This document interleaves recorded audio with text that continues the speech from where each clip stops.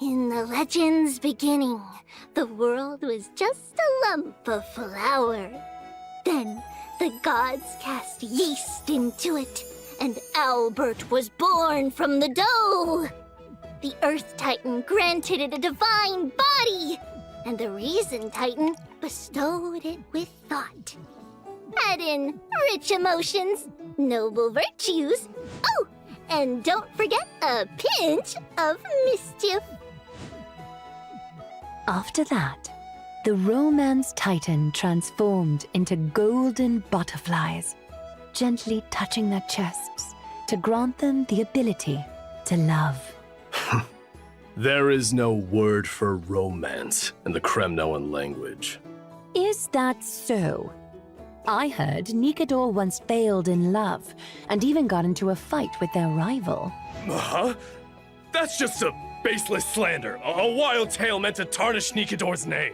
Oh, Dee. This story is quite well known in Akama. Lady Trebios, let me explain. Nikador is not that kind of titan. And so, the first bird was born. Albie, do you like this story? This Amphoria's place. Maybe I shouldn't have come. On such a romantic day, why don't we raise a toast to all the love and beauty in the world?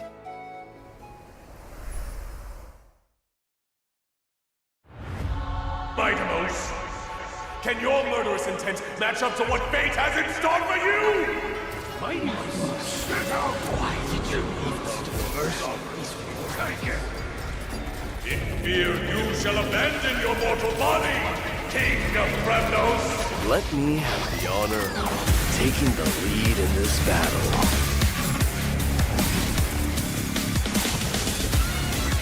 This journey is forged with blood and flames.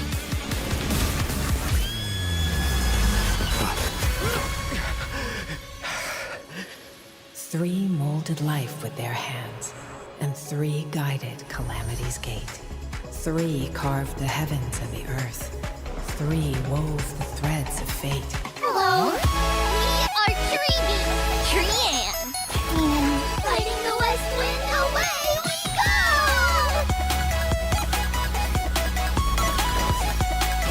There's strength in numbers!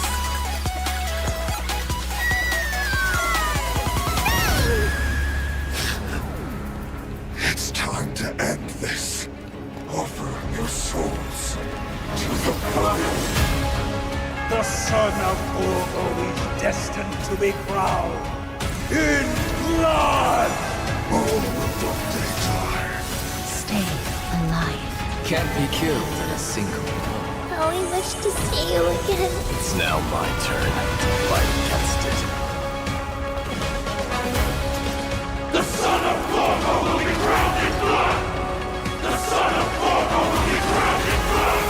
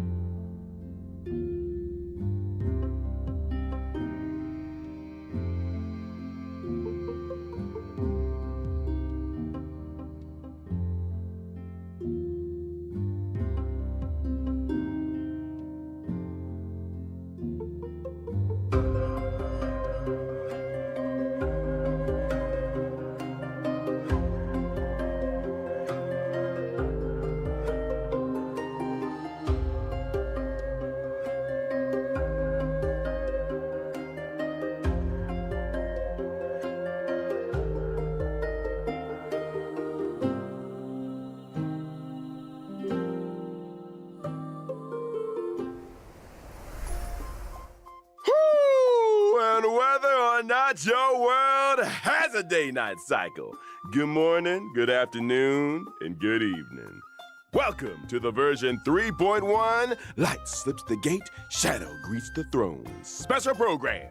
I'm your host, Albert. First, let's have our esteemed guests introduce themselves. Hello, everyone. We're Treeby. I am Mighty, the successor of Kremnos. Greetings, everyone. I am Aglaya.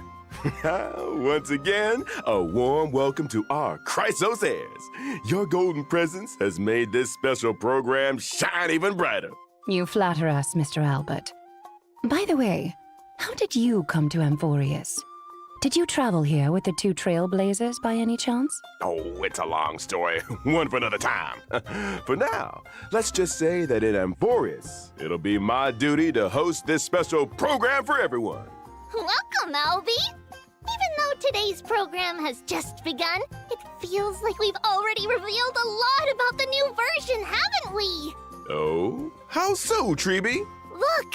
The version title, Light Slips the Gate, Shadow Greets the Throne, combined with the trailer we just watched, makes it clear that Dee will really shine this time! If that's the case, Lady Trebios, then as a demigod of Yanis, the Passage Titan, you must also play a key role. Patience, everyone. Whether this is true will all be revealed in the Trailblaze mission of version 3.1.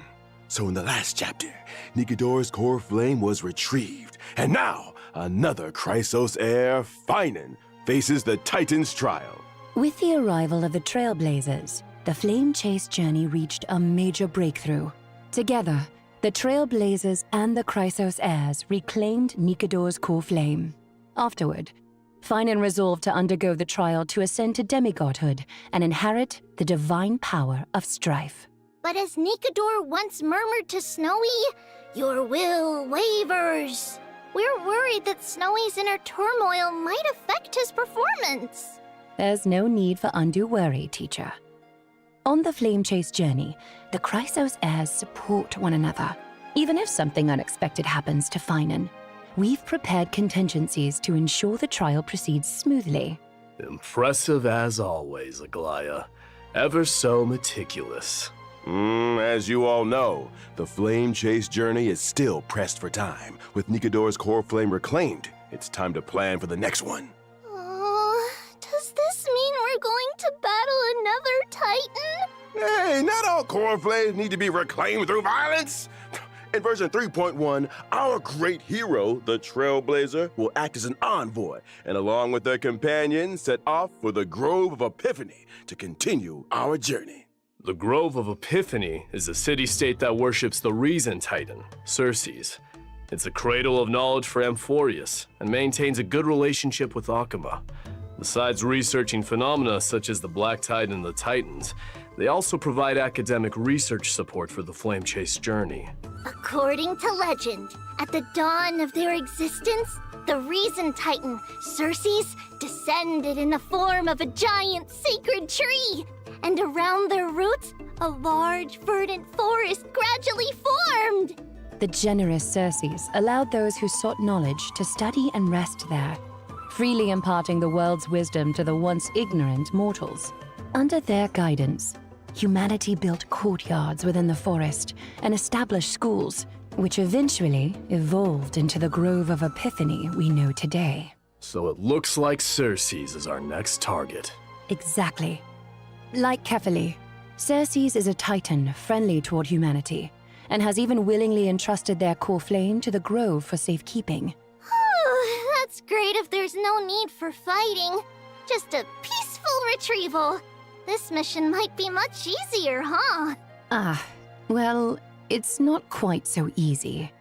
The Grove of Epiphany holds an unwavering reverence for Xerxes. This core flame is something they'd be very reluctant to part with. Exactly. That's why Akuma must dispatch an envoy to the Grove. In the 3.1 storyline, the Trailblazer will engage in peaceful discussions about reclaiming the core flame with newfound Chrysos heir allies. Absolutely no fighting. Oh. But in the recent version trailer, enemies were swarming in like a tide. Busted. Actually, the Grove was recently invaded by the Black Tide. What? Since the Arabellica, a substance known as the Black Tide, has descended upon Amphorius, whether human or Titan, anyone affected by it loses their sanity. Nikodor, once a stalwart defender against the Black Tide, naturally became the most severely corrupted Titan. With Nikodor's core flame reclaimed, Castrum Kremnos was left without its guardian Titan and was entirely consumed by the Black Tide. Its spread has since accelerated, and now the Grove is its next target. We must hurry to save them and Cersei's core flame! Exactly! The Grove's crisis cannot be ignored. Our Trailblazer will once again take on the heroic mission of seeking and aiding survivors, gathering intelligence about the catastrophe, and locating Cersei's core flame to bring it back to Akuma. During this process, the Trailblazer will encounter a mysterious enemy attempting to steal the core flame. The masked figure shown fighting the Trailblazer in the trailer. The one with the mask and cloak? Ooh, they look like a major villain. Haikus. What faction do they belong to? They're an unknown enemy. This journey to the Grove may be more perilous than expected. For now, let's call them the Flame Reaver. And to help our Trailblazer navigate their hero's journey, I brought some intel about this Flame Reaver. In battle, the Flame Reaver can summon clones to fight alongside them. These clones can launch joint attacks with the Flame Reaver. Moreover, the Flame Reaver can absorb these clones to gain buffs, Consuming these buffs allows the Flame Reaver to unleash even more devastating attacks. That may not be a problem for me, but an enemy using clones to fight will surely challenge the Trailblazer. In combat, the Trailblazer must quickly eliminate the clones to prevent the Flame Reaper from launching joint attacks or gaining enhancements. Honestly, I sometimes wish I had clones to help me manage life. Be careful what you wish for. More clones might mean facing more trials and challenges. Speaking of trials, I've always been curious about the trial required to ascend as a demigod. Lady Trebios, you were the very first demigod and therefore first Chrysos heir on this land to pass a Titan's trial. What exactly did you go through when you received Yanis's core flame? This is a bit embarrassing to say, but we really can't remember those events from so long ago. It happened during the Era Chrysia. For the people of Amphorius now, it would be considered ancient history. That's okay. With the Trailblazer around, anything is possible. In the main storyline of version 3.1, the Trailblazer will harness the power of Orynyx to stir up ripples of the past, guiding everyone to revisit that piece of history. We'll return to Treebe's homeland and show everyone the Abyss of Fate in its prime. Some long-buried secrets from the Era Chrysia will also be unearthed, becoming clear bit by bit. So this is what the Abyss of Fate looks like in its heyday. Nothing like the desolate state it's in now. That's right! In the distant past, the Abyss of Fate was a city called Yanisopolis. It was Amphorius' sanctum of prophecy, the ultimate destination for all pilgrims, and the place where the 3 Titans of Fate revealed their divine miracles. It seems we'll have the chance to learn how humanity's first demigod came into being. Exactly. But let's leave it at that for now. Trailblazers, uncover this story for yourselves in the main storyline of version 3.1 and learn about Treebe's past. Now, let's take a look at the Treebe of today.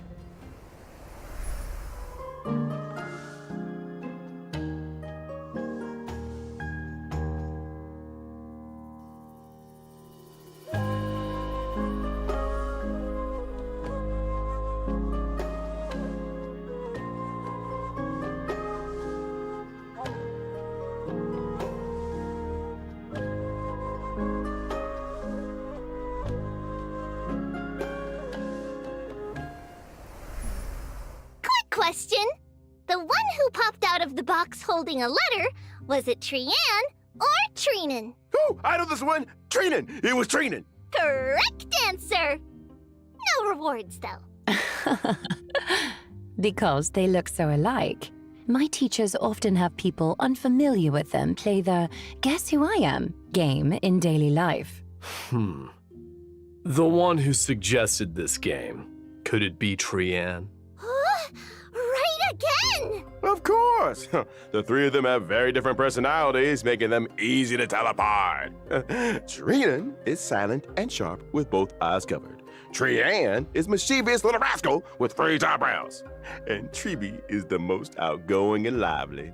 Typically, Treebe is the main spokesperson, responsible for communicating with the Chrysos heirs. Treenan focuses on maintaining and interpreting prophecies, while Trian is primarily in charge of opening and maintaining the Century Gate. So here's a question from me. Why are there 3 of you identical little girls? That relates to the duties of the Chrysos heirs. We were the world's first demigod, receiving the prophecy of deliverance from Kephali. To spread the prophecy across Amphorius, we split into many versions of ourselves and used Yanis's Century Gate to travel quickly to various places. Through our teacher's tireless efforts, the Chrysos heirs gradually united as allies. Because of this, our teacher holds great prestige among the Chrysos heirs. But speaking of opening gates, Treenan previously revealed that Trian is nearing her limit and might only be able to open the Sentry Gate twice more. Don't scare me. So there's a limit to how many times the gate can be opened? Using divine power to open the gate comes at a steep price. Every time the Sentry Gate is used, it takes something out of them. Over time, This deterioration reaches a limit. Reaching that limit won't lead to anything bad happening, will it? Losses are a constant on the flame chase journey, among which even life itself holds little value. The weight of those words grows heavier, or perhaps clearer, over time. Oh dear, why is the atmosphere so heavy? Let's not dwell on it! We're prepared for whatever may come, and we want all our friends to stay cheerful. Albie, let's introduce our abilities now. All right, no problem. Tree is a quantum character following the path of harmony. In battle, she wields a rocket as her primary weapon. For instance, she can use the rocket to launch enemies and create a special dimension filled with stars and moons. While the dimension is active, enemies take increased damage. No matter how many times I see it, this combat style doesn't get any less adorable. Don't underestimate our rocket! It's a genius invention with precision targeting. We've refined it countless times. We also deal damage to the enemy with the highest remaining HP, depending on the number of enemies hit. The more enemies there are, the greater the damage we deal! Additionally, when a teammate uses their ultimate, we launch a follow-up attack against the enemy.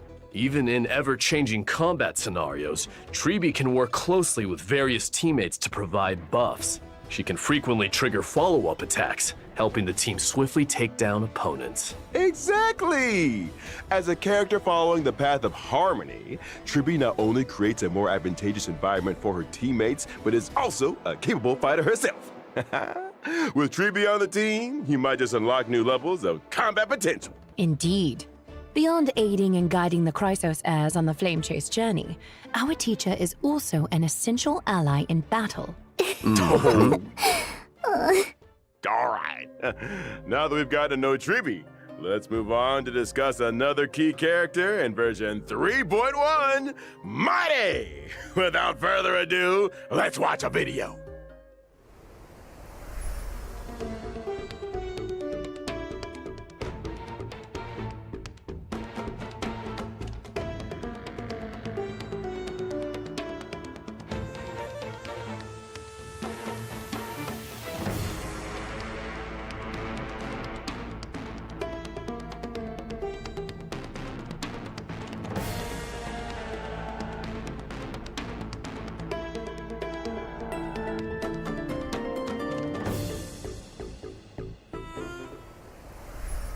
Mighty, the crown prince of Kremnos, warrior of Akama, a lone lion, a man among men, a man! Stop, Albie! Is it really that exciting? To be honest, Mighty is my idol. He's the ideal version of myself. I aspire to be like him. Strong, unyielding, a real tough guy. No. A tough bird! A tough guy? Do you mean like bathing in molten iron, Mr. Albert? Huh? Or perhaps drinking the blood of your enemies? Maybe drinking some of Kremnos' signature pomegranate juice? Doing push-ups, stuff like that. Oh. Give me 500 push-ups. I'll count. Start!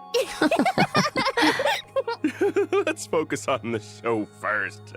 Doing so many push-ups on the spot isn't appropriate, and viewers wouldn't enjoy watching it either. Don't be so sure. They definitely wouldn't. Back to the topic. In the previous story, against Nikidor's attack, Mighty single-handedly held back the rampaging Titan, buying precious time for his companions. He's so cool, handsome. Totally! Even though he might seem unapproachable at first, once you get to know him, you'll see he's super reliable. Through rigorous self-discipline, day in and day out,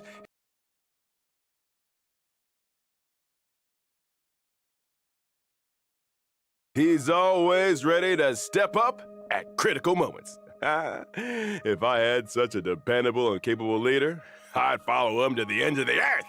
But there's a line in this character description that really caught my attention. The blood of patricide flows through Kremnos' royal line. Ooh, sounds like Mighty bears a heavy past.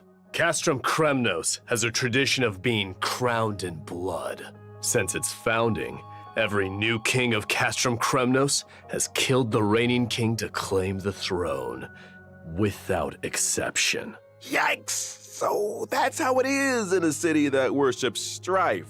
Bloody succession to the throne. Because of this tradition, and a prophecy foretelling Mighty's eventual ascension, his father cast him into the Sea of Souls shortly after his birth, attempting to kill him before he could grow up. That's so cruel! How could he bring himself to do that?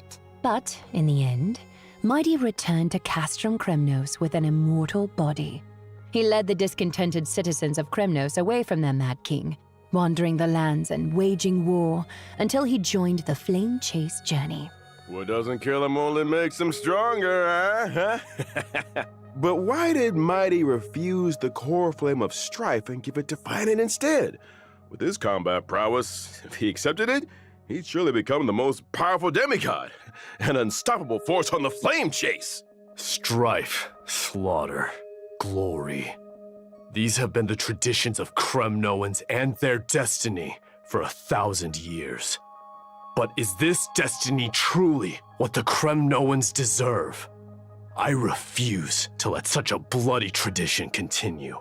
But Dee, the Kremnoan people in Akama have always expected you to ascend the throne, lead them back to their homeland, and restore their glory. Now that we've reclaimed Nikador's core flame and located the whereabouts of Castrum Kremnos, how will you answer their expectations? Give me more time to think. As the last prince, he is burdened with the fate of an entire kingdom. He must consider their honor and sense of belonging while forging a truly beneficial path for them? Oh, what a heavy task. As for Mighty's decision and the fate of the Kremnoans, stay tuned for the Trailblaze mission in version 3.1. No matter what, I can guarantee one thing. When Mighty is around, he'll have you back, especially in battle. Mighty is an imaginary character following the path of destruction.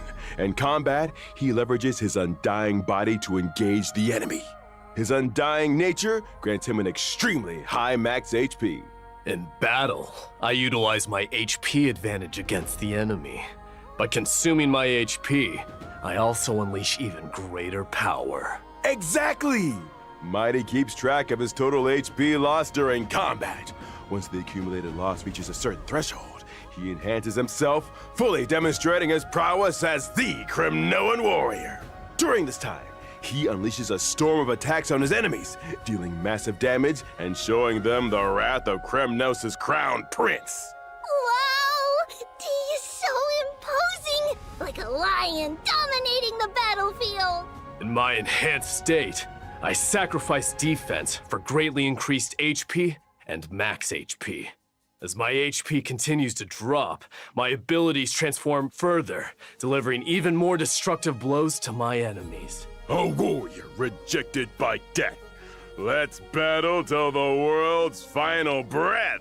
A truly death-defying combat style. The spirit of Kremnoan warriors is no joke. All right, next, let's take a look at version 3.1's banners. In version 3.1's first half warp event, Trailblazers can acquire the limited 5-star character, Treevee! The limited 5-star light cone, if time were a flower, will also have a boosted drop rate. In version 3.1's second half warp event, Trailblazers can acquire the limited 5-star character, Mighty.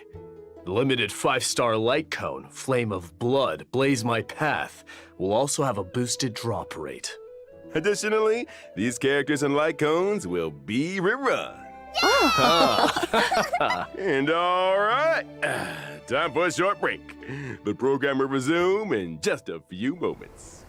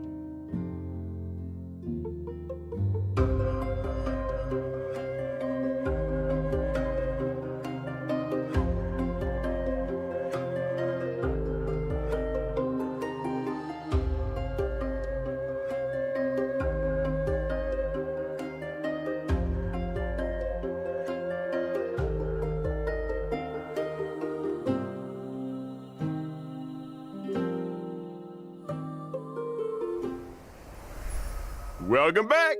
Now let's take a look at the new content coming in version 3.1. First, the Divergent Universe will introduce a brand new research topic related to Amphorius. Divergent universe? What's that? Oh, right. Mighty, you might not know yet. Simply put, it's a study on mortals and fate. As mentioned earlier in the program in version 3.1, the Trailblazer will head to the Grove of Epiphany, a renowned academic institution in Amphorius. The scholars of the Grove wove vast amounts of knowledge into the memory of the sacred tree. However, due to the corrosion of the Black Tide, much of this network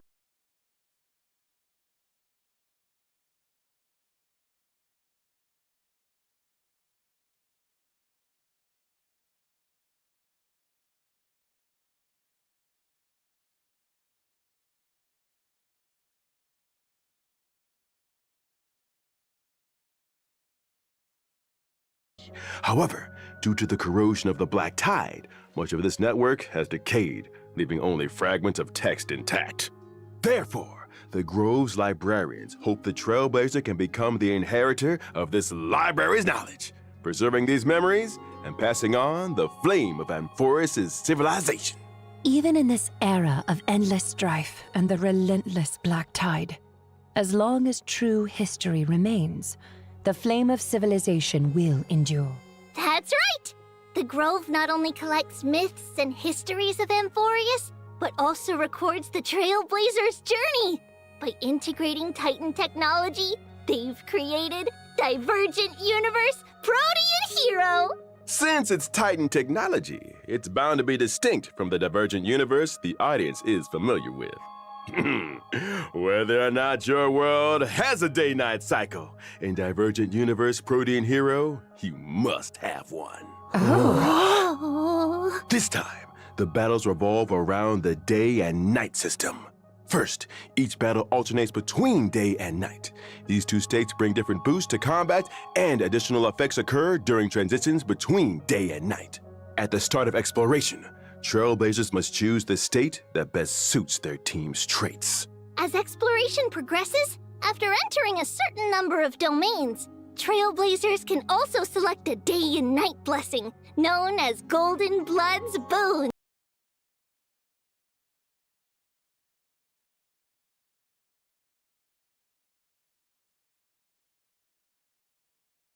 These blessings take effect during the corresponding state. Trailblazers can choose different blessings take effect during the corresponding state. Trailblazers can choose different branches of blessings to further enhance combat effectiveness in specific states. The figures appearing on the day and night blessings look so familiar. Why is that? Indeed. This is also Titan technology and another highlight of Divergent Universe Protean Hero.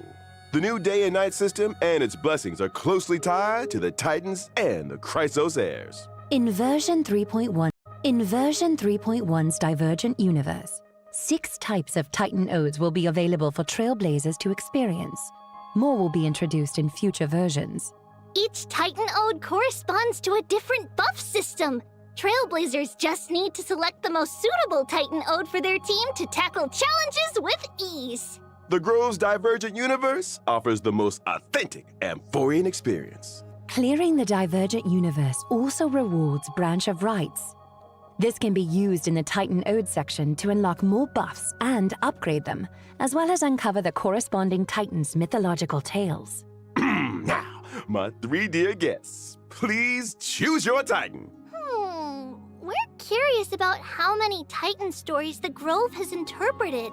So let's go with the one we're most familiar with, Gate of Infinity. If I could learn more about the past of Nestia and the other Titans, I'm sure it would give the Flame Chase journey a clearer direction. I'll choose Chrysalis of Gold. Lance of Fury. Let me witness the kind of glory you held in the past. Ooh, excellent choices. Everyone has very clear goals. After all that, which Titan will you choose, Owlbert? The answer lies in the name of this divergent universe, Protean Hero. The mysteries of Titan technology hold endless possibilities. I firmly believe that if I explore more, I'll uncover more fun, intriguing, and Albert-appropriate ways to play.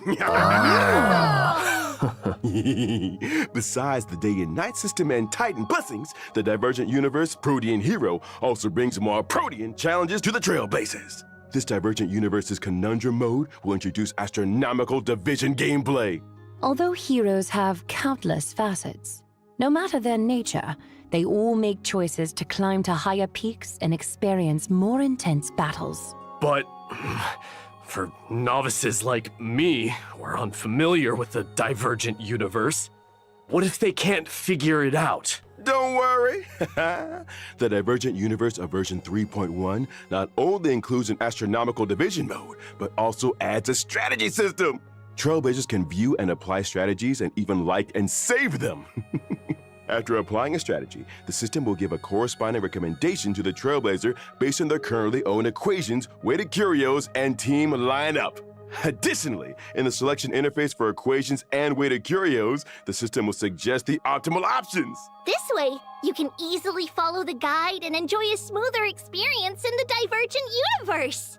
Through the strategy system, you can also jump to an external webpage for more information or even upload your own strategies. Not only that, in Divergent Universe Protean Hero, enemy drops will also transform into special materials. Enemy drops? Are you referring to the materials used for character ascension and traces leveling? Correct! When you're short on materials for character ascension or traces leveling, the enemy drops can be automatically exchanged for these special materials. Moreover, this update adds a new exchangeable 5-star Remembrance Light Cone in Herta's store. Rewards like avatars and phone wallpapers from Divergent Universe, the human comedy, will also become available in Herta's store. Oh! In addition to the thrilling challenges of the Divergent Universe, version 3.1 also brings lighthearted and adorable events for Trailblazers. First up, let me introduce the Awoo firm. Awoo? Awoo! Wait, wrong species.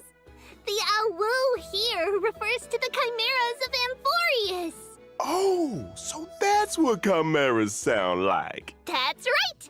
Chimeras are artificially nurtured, adorable little creatures. The residents of Amphorius train these chimeras to help with simple tasks. And the Awoo firm is the organization they work for. Chimeras have to go to work too? Surprised, Mr. Albert? The war with Nigador caused significant damage to Akama. There's a lot of urgent work to be done, and chimeras are indispensable in the reconstruction efforts.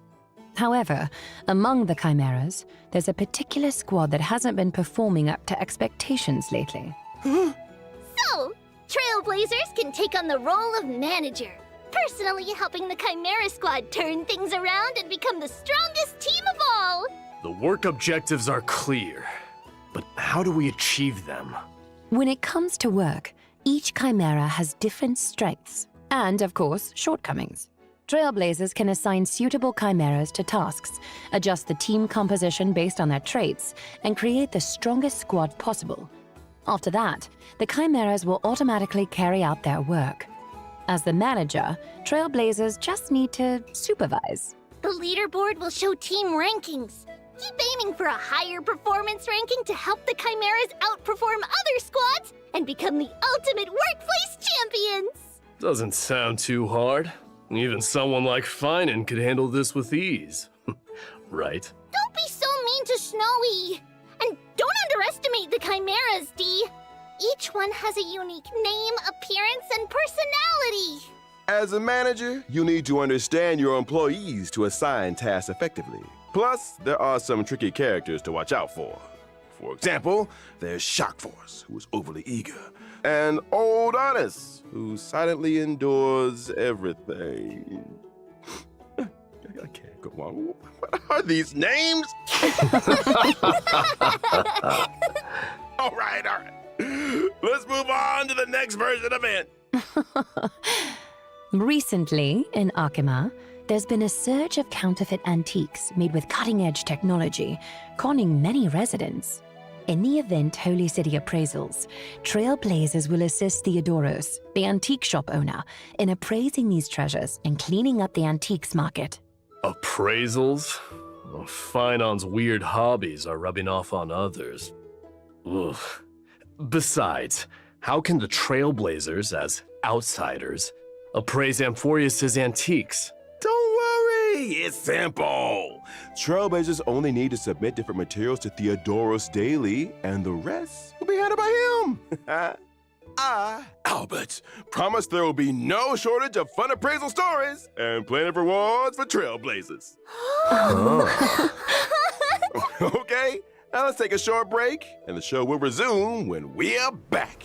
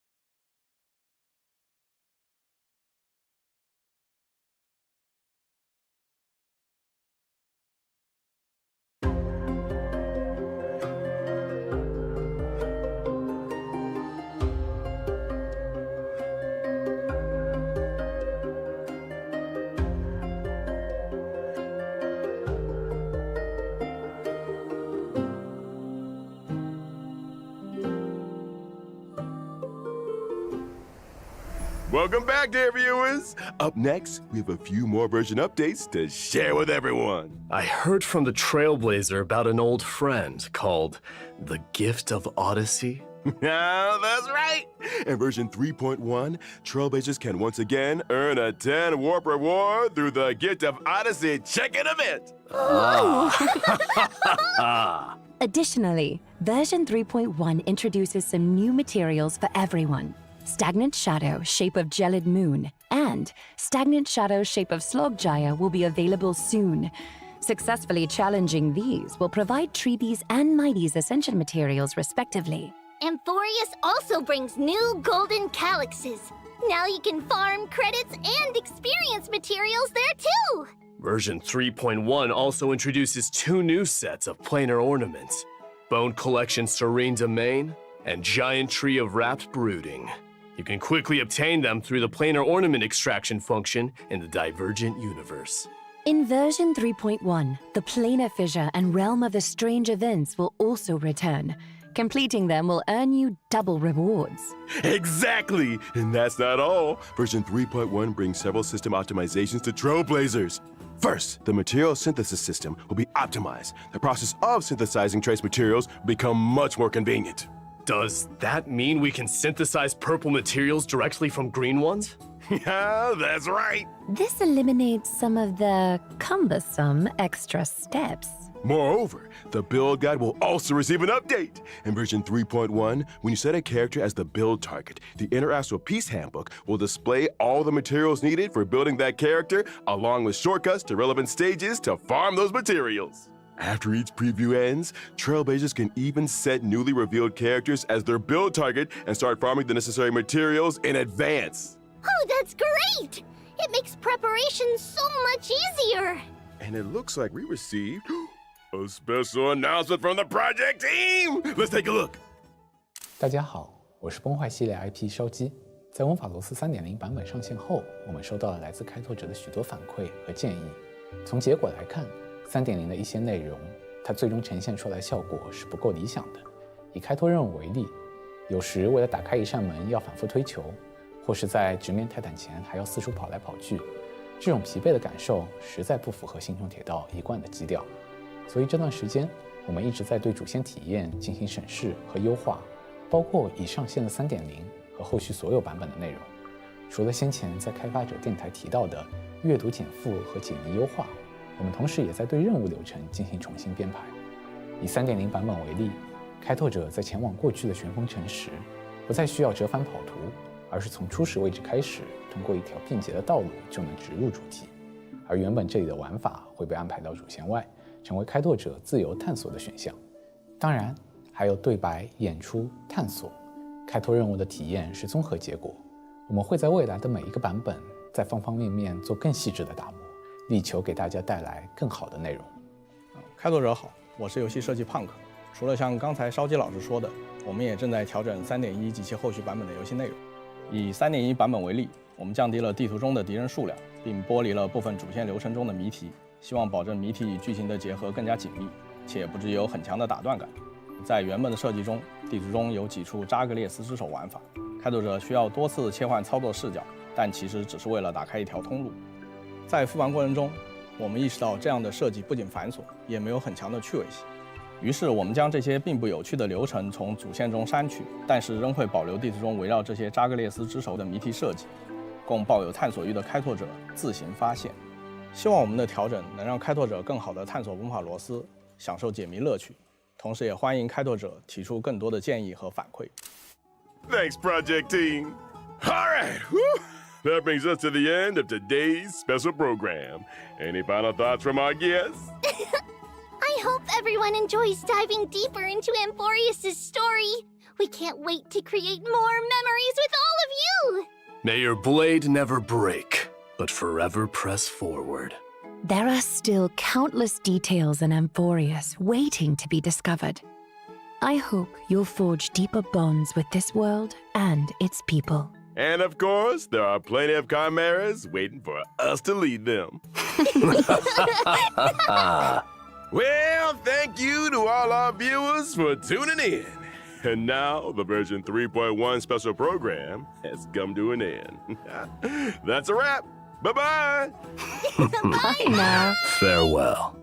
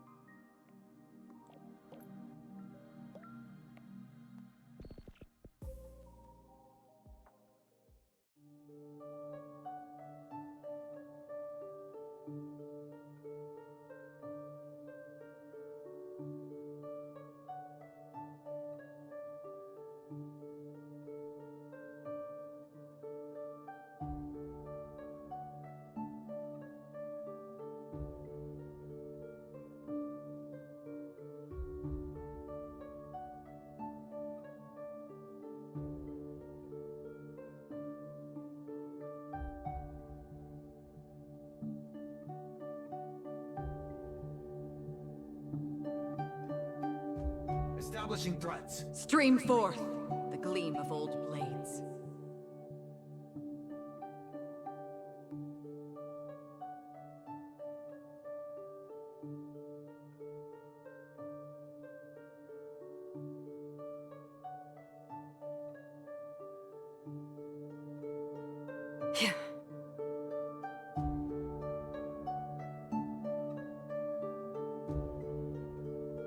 Stream forth the gleam of old blades.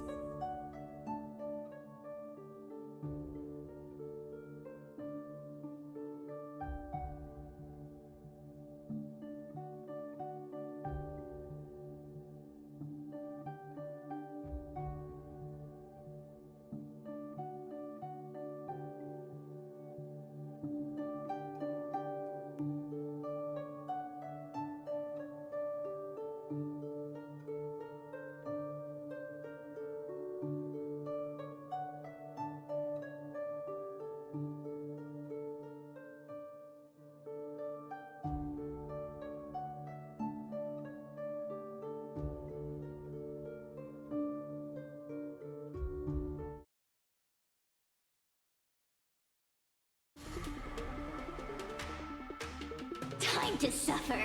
Minds and veins! Since you're already here, why not have a meal before you leave? Everything in this world is bleeding. Net markers activated. Time for a good old counterattack. Mastery Give of it immortality. I weep for the departed.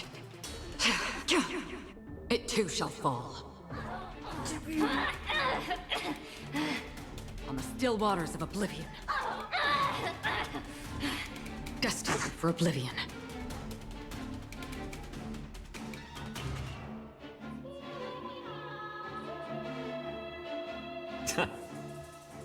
Be a pure body and mind. Everything in this world is bleeding. Yeah.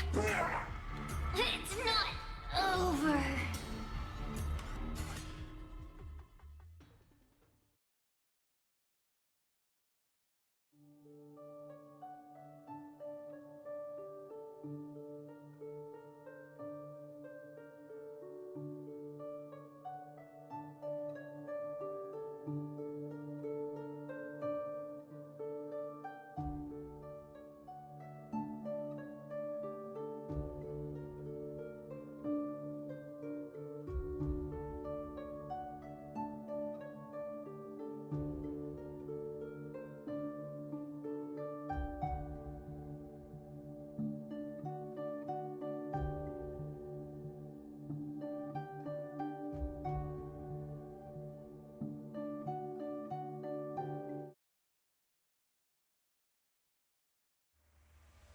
Since you're already here, why not have a meal before you leave?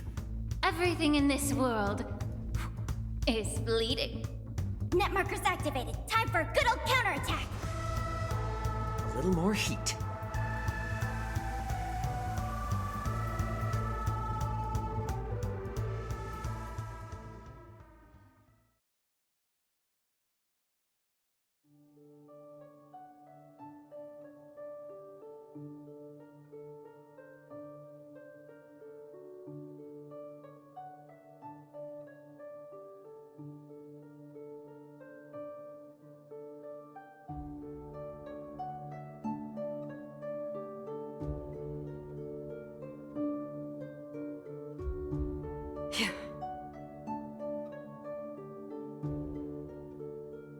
Storms on the horizon.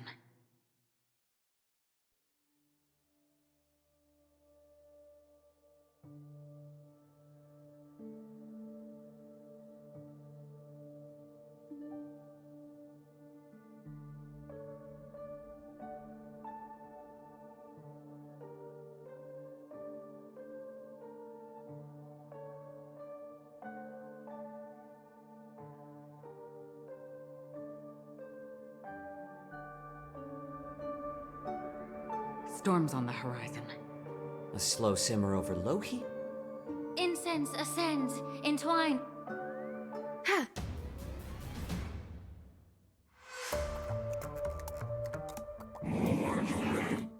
My back. Since you're already here, why not have a meal before you leave? Net markers activated. Time for a good old counterattack. I weep for the departed. It too shall fall.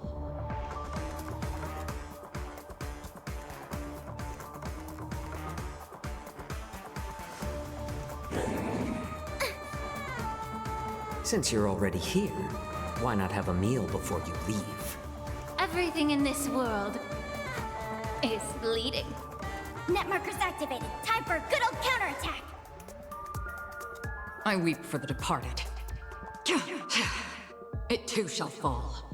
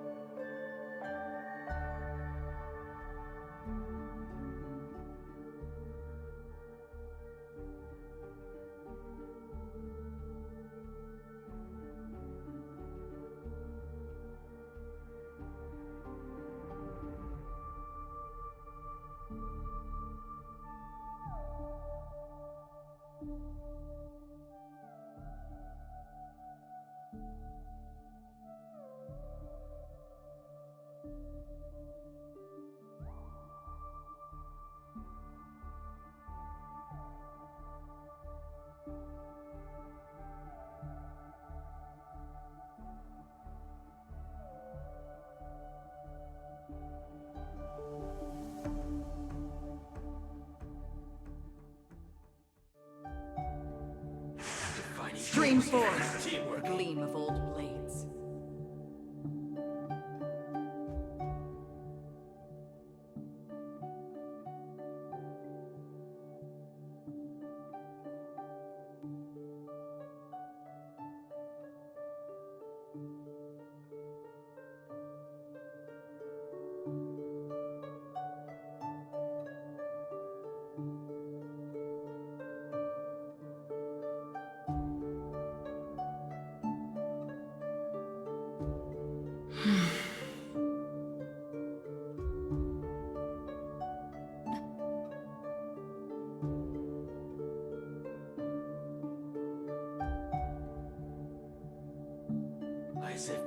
Stream forth the gleam of old blades.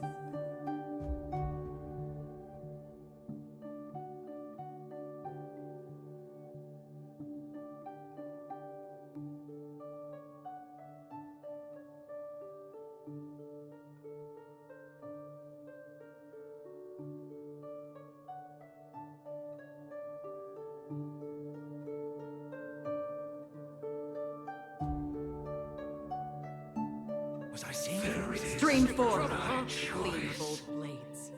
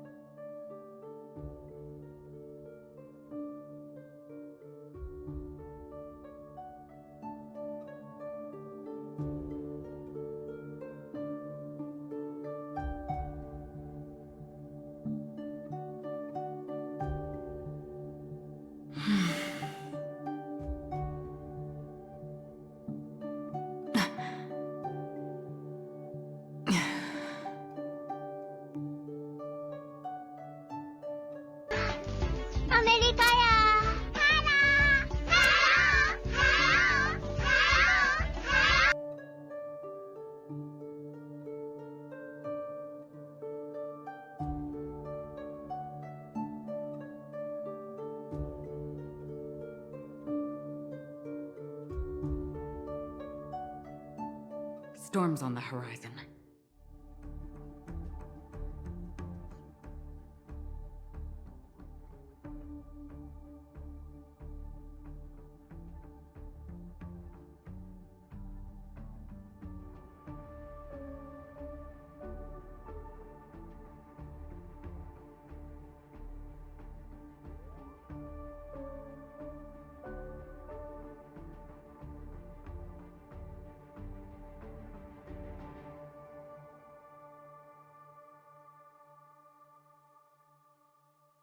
A slow simmer over low heat? Incense ascends, entwined with ethereal clouds.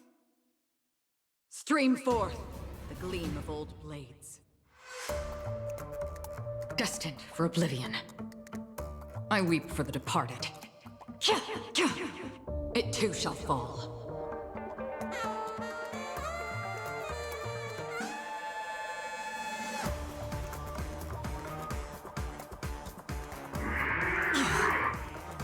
Since you're already here, why not have a meal before you leave?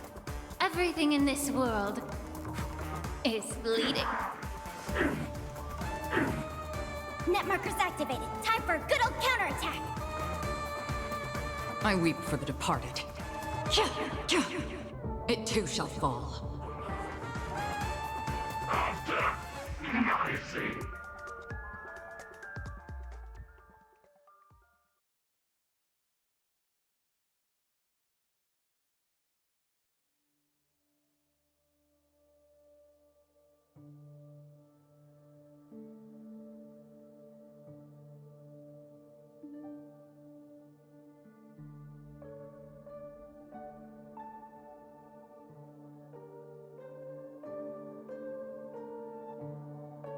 Seek, and you will find.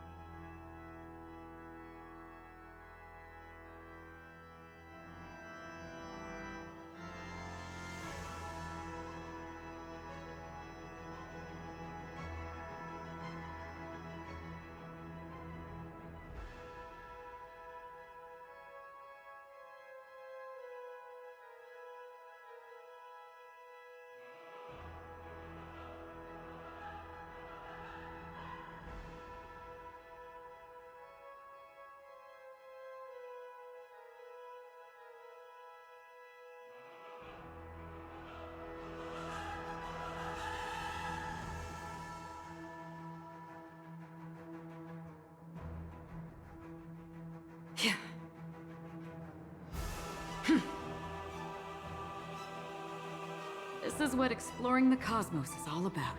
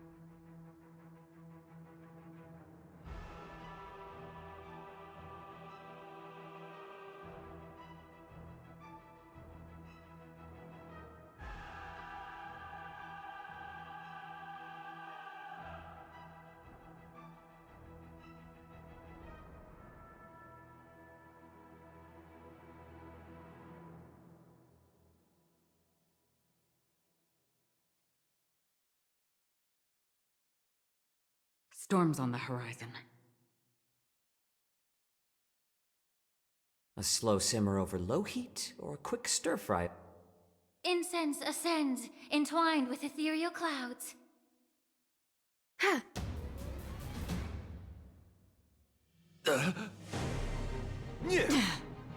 Bear witness. To A little honor. more heat. Since you're already here, why not have a meal before you leave? Everything in this world is A bleeding. flesh wound. I weep for the departed. It too shall fall. Rise to the challenge. Net markers activated. Time for a good old counterattack. Rise to the challenge. Behold, this symbol of pure. You're fighting a gentleman. Destined for oblivion. For chivalry. The combat report will be ready soon.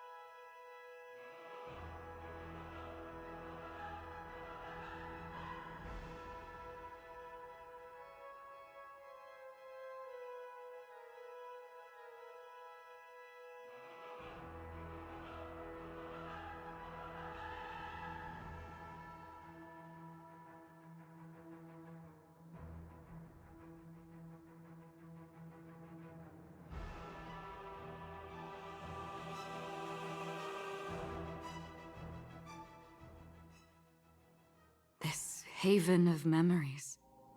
Every touch, every moment is like a thorned rose.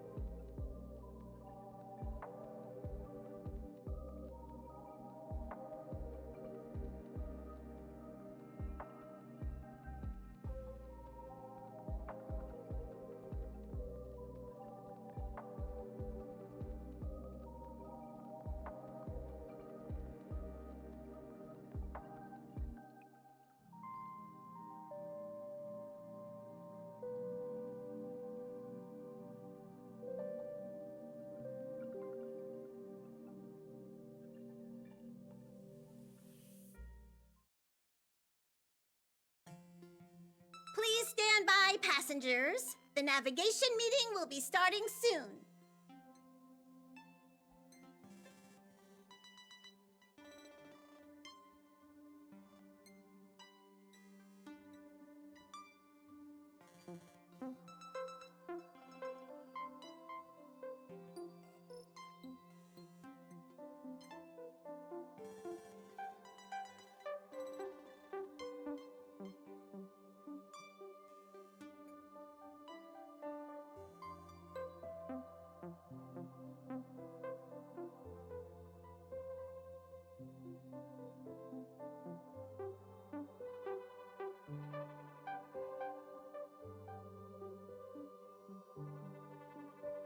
He isn't joining us for the navigation meeting. He went to the party card arrest. Don't worry about him. An unexpected destination could be a great starting point for Sunday.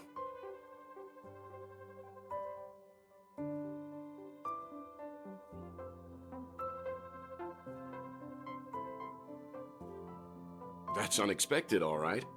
But let's not do that.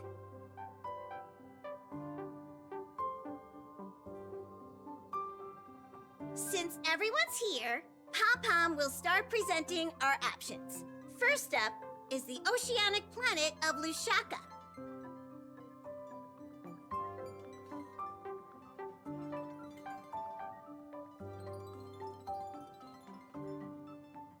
Next, we have Melustanen, the agate world.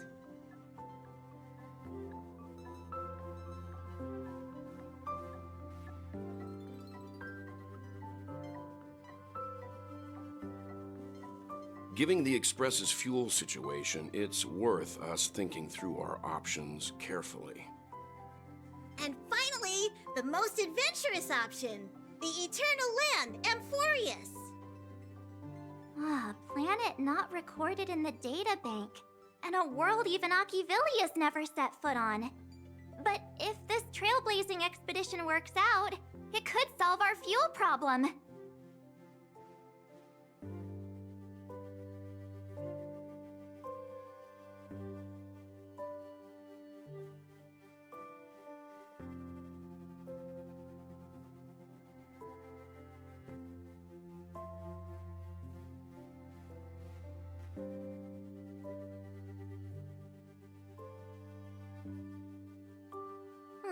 Jeez, stop messing around. We don't need a scrub. The Express is already spotlessly clean.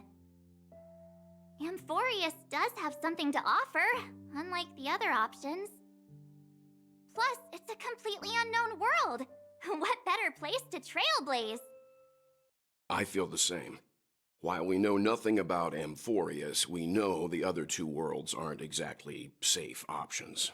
Anyway, if it's a risk we're taking, we might as well throw in some adventure for good measure.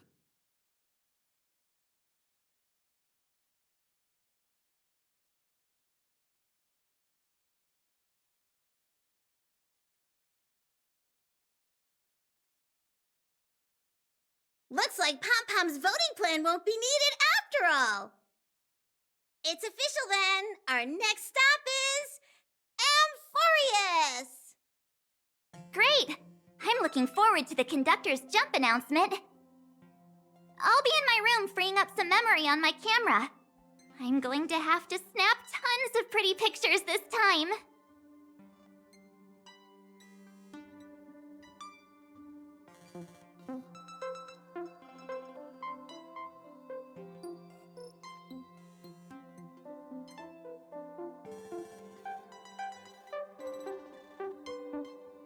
A world yet to be explored by the Trailblaze. No self-respecting nameless would turn that opportunity down.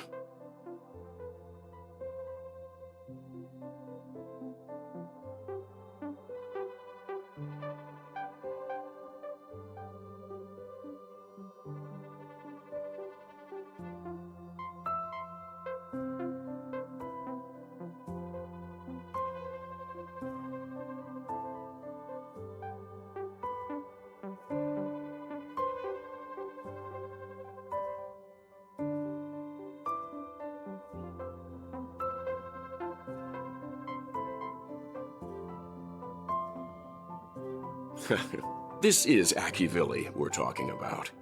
In the first instance, every one of their stops was a world no human had ever set foot on.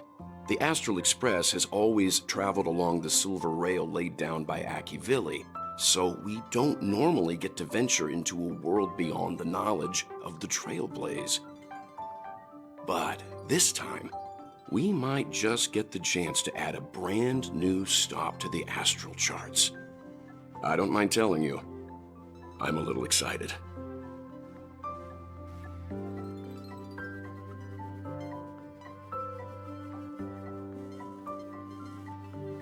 An unknown world brings unknown challenges. Exciting stuff.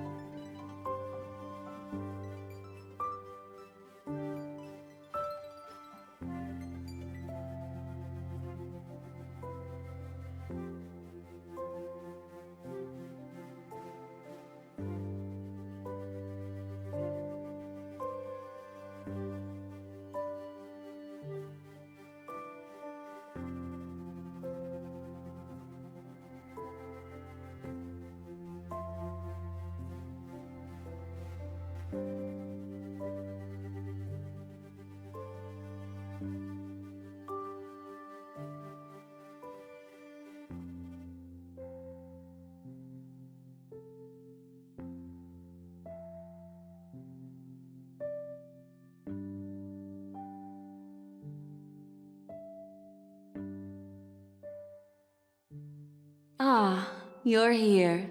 I hear the Nameless are going to Amphorius. A very wise decision.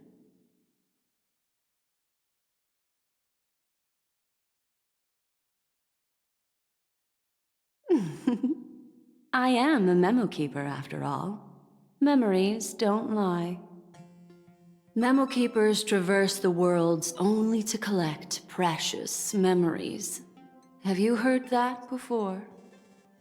It's my duty to salvage unknown memories, and the Amphorius that has been revealed by the garden's mirror is like a treasure inside a display case. Dazzling, yet out of reach. I need a sharp nail to break through that glass, and that's where you come in. Only through trailblazing can we reach the heart of Amphorius, cut through the thick mist, and bring the world's memories back to light. I trust you won't disappoint me.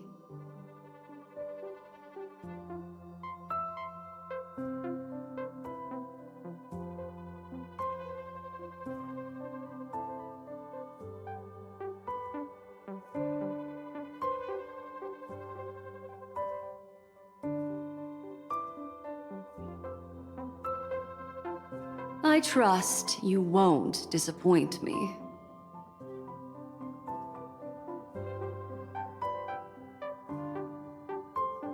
Looks like you've decided on your next stop.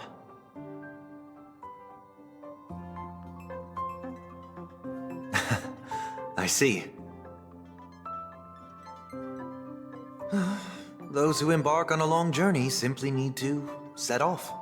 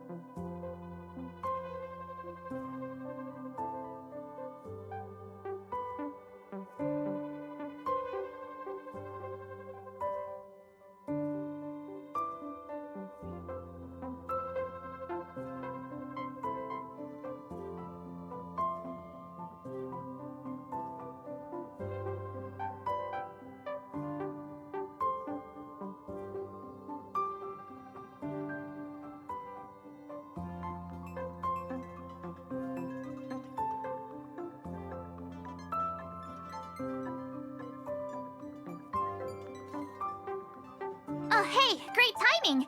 I just turned on my camera and was looking through some old photos. Can I ask you something? What's your favorite part of a journey? From start to finish?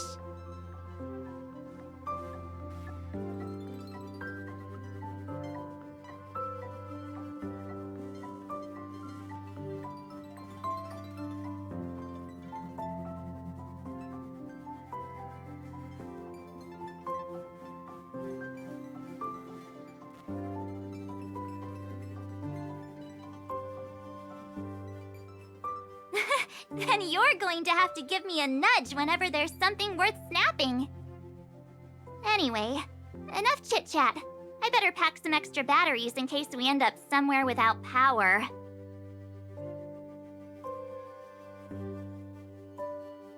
Enough chit-chat. You should get packing too.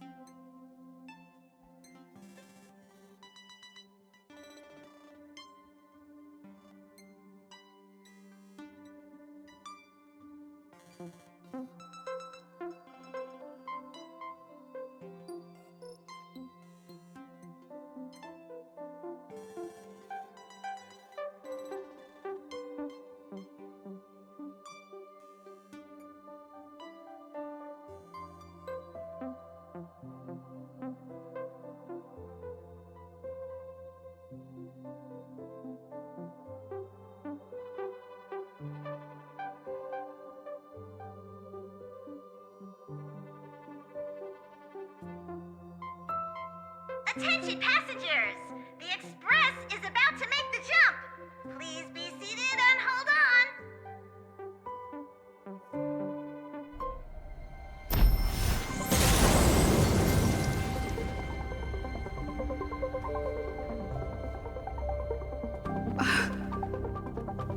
There's nothing there.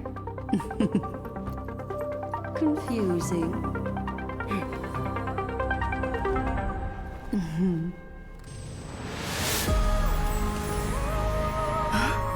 The answer lies hidden in the starry sky. Here it is, the isolated world that can only be seen through the garden's mirror. The eternal land, Amphorius.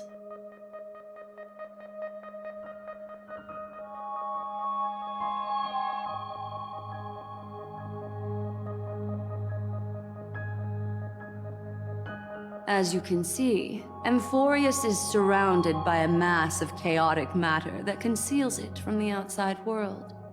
Nearly. Conventional interstellar travel can't detect its presence, let alone pass by or land on the planet. Yet the garden caught a glimpse of this place, and along with it, discovered ever-shifting traces.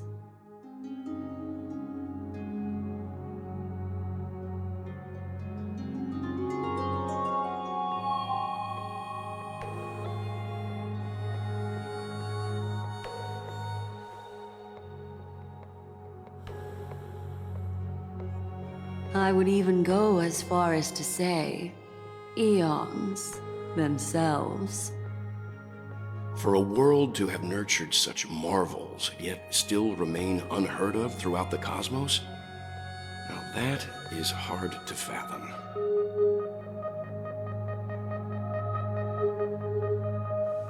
I can reveal the second. In fact, you've all seen it just now. It's the remembrance.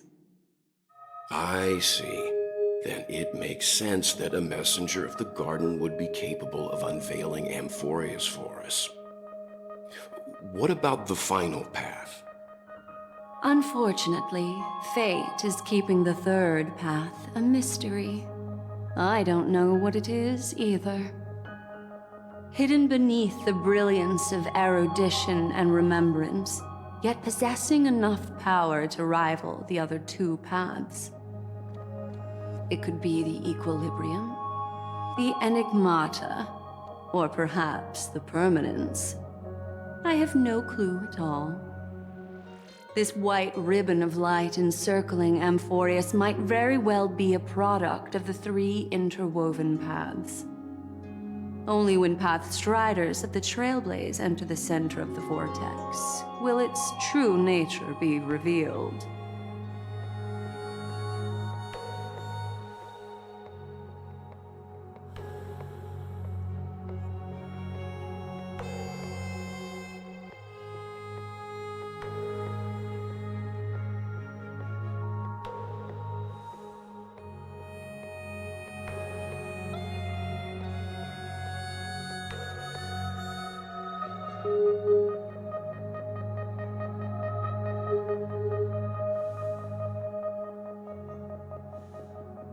Wait, I think we might be missing someone.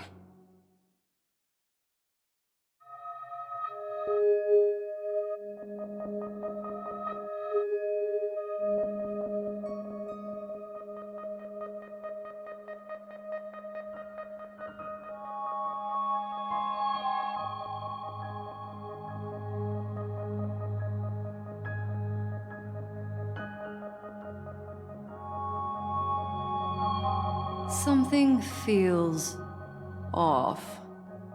Please, all of you go ahead without me. I'll join you later.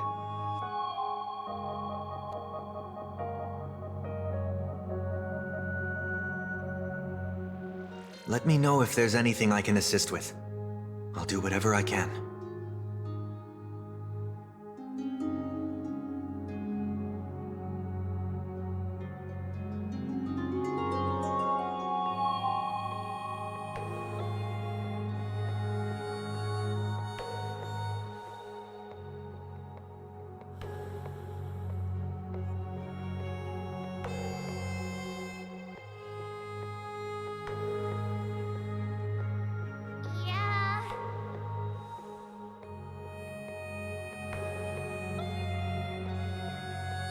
Sorry, guys. I don't know what's wrong. I just feel really weak after the warp.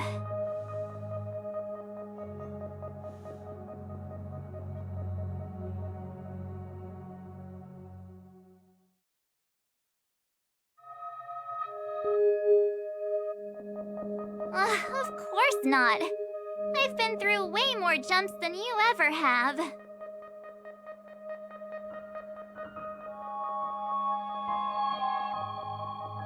Gladly.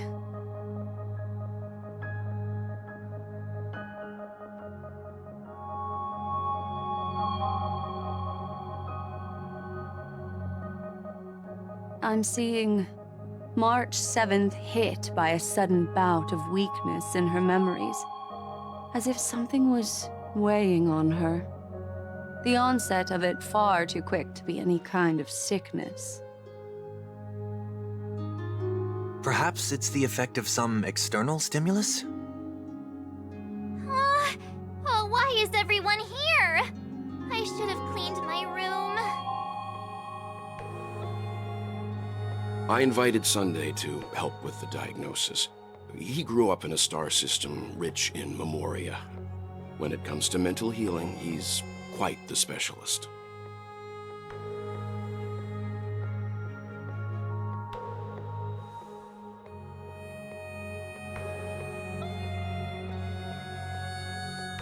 You've all been to Penacony before.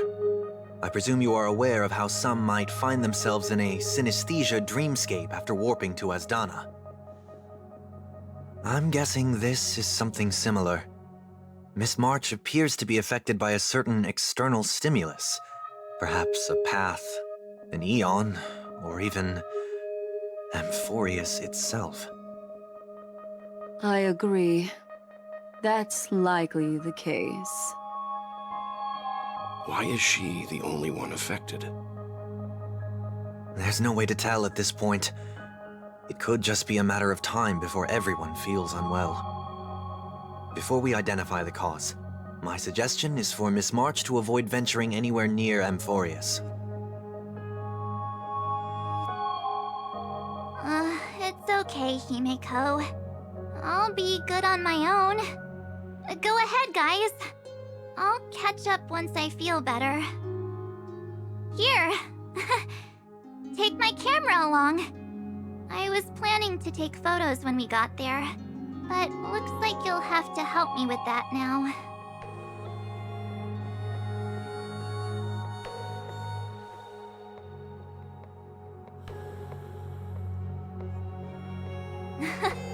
What's with the melodramatic turn? I'll be fine.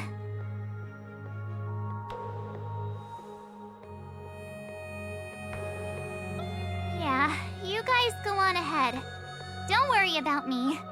I'll be back to being my hyperactive and adorable self by the next time you see me. Now, don't forget about those photos, okay? I'll be checking the camera.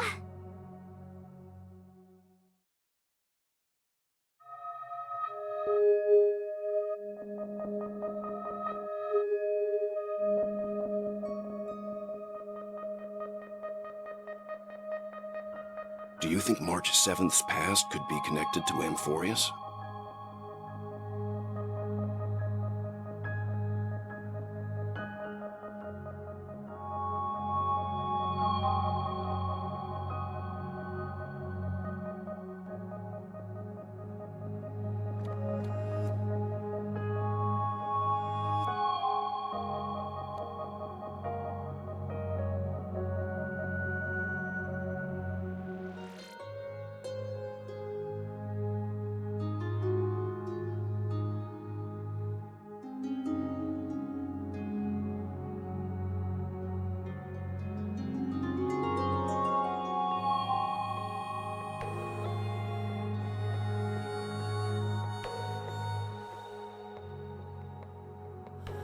So we're staying behind to take care of the grown-up stuff.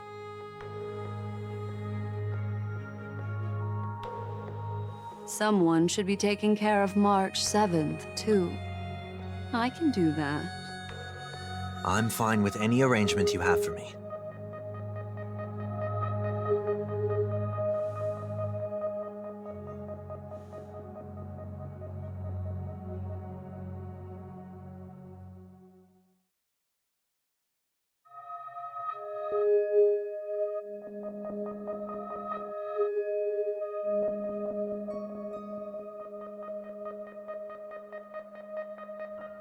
I almost forgot.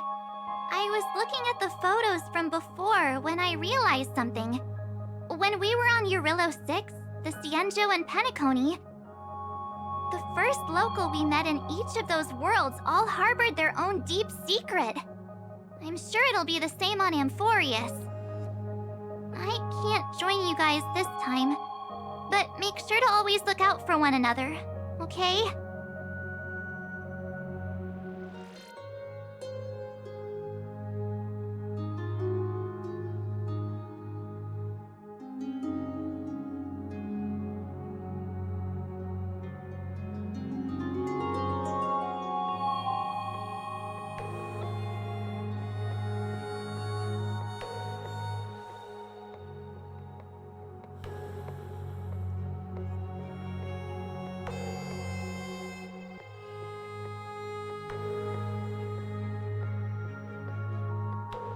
Yes, seeing how this is going to be a perilous expedition, Pom-Pom and the Navigator have come together to prepare a special trailblazing gift for you.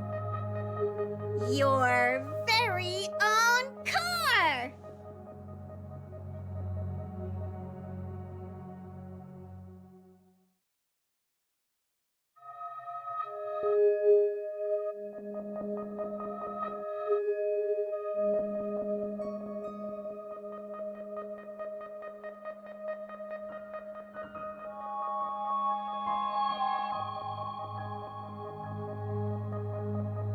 The car you're getting has its own thrusters, so just buckle up, and it'll take you into Amphorius and land you somewhere safe.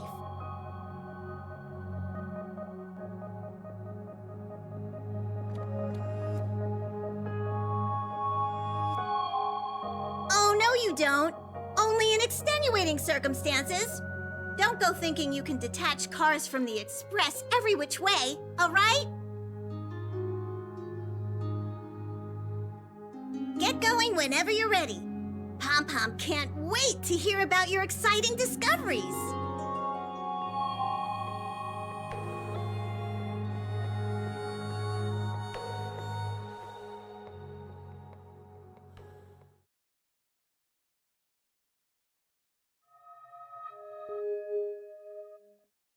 Car ready for detachment. 3, 2, 1.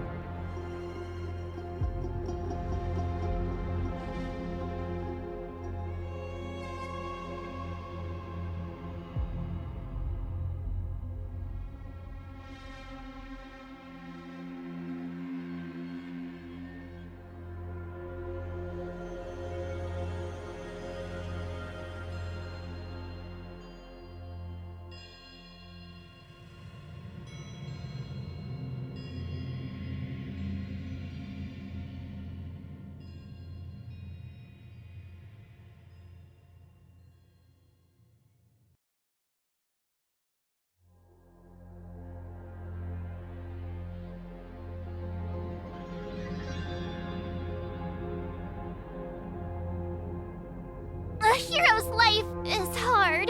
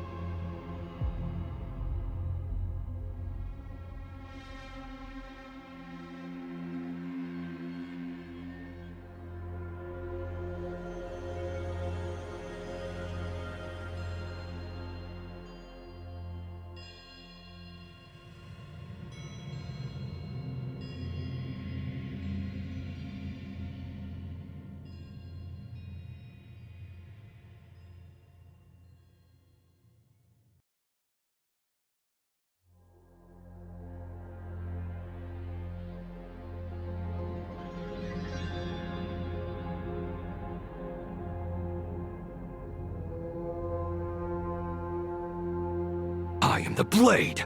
I am the Shadow. What is the next order?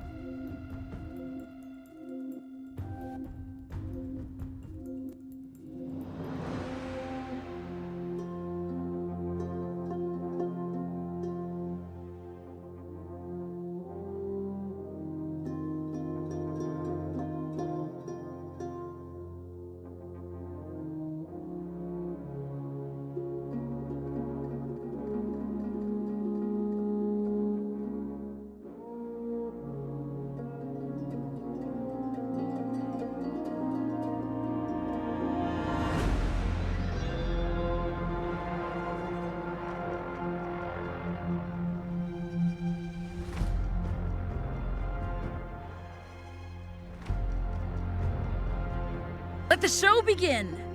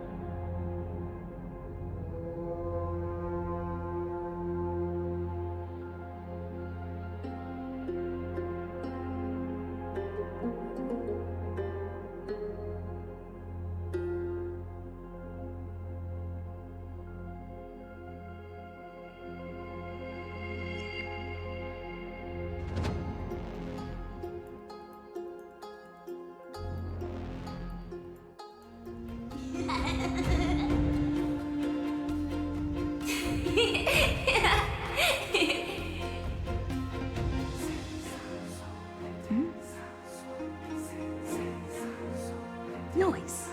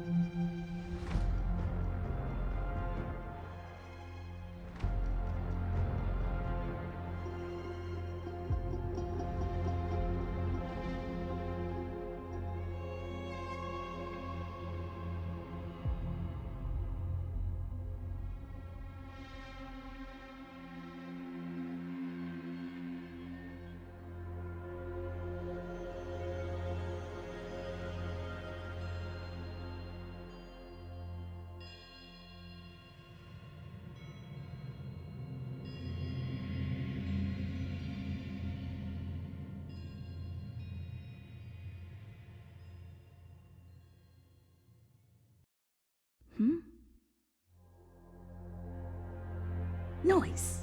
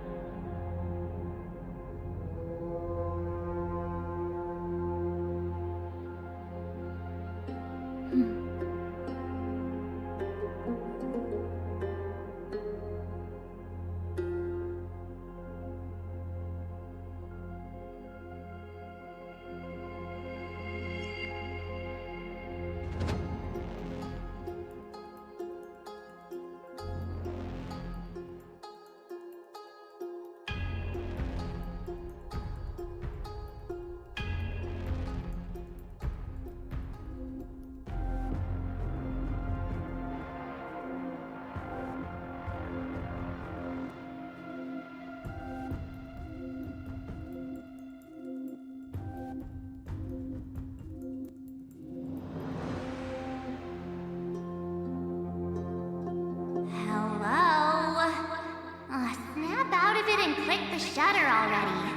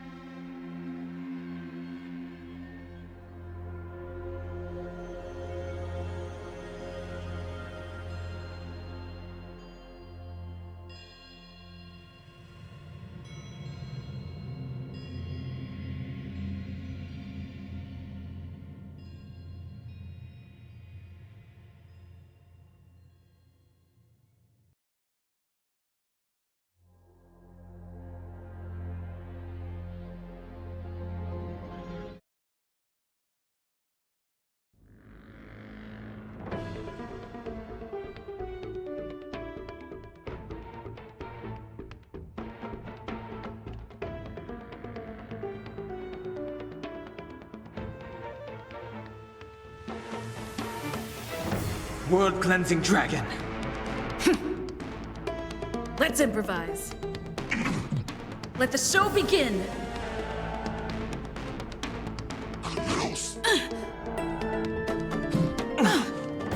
I will watch over you and guide you on your path. Break! Torment and doubt, farewell. Rise! World-cleansing dragon.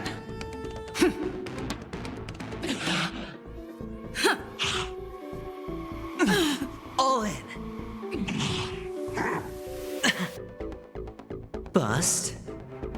Or maybe I'll take it all. Watch your head. Let the show begin! Break!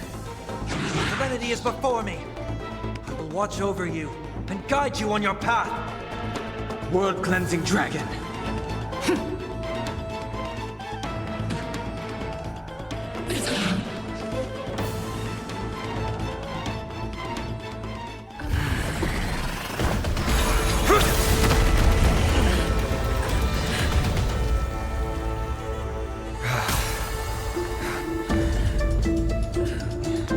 Look out! You've got something interesting.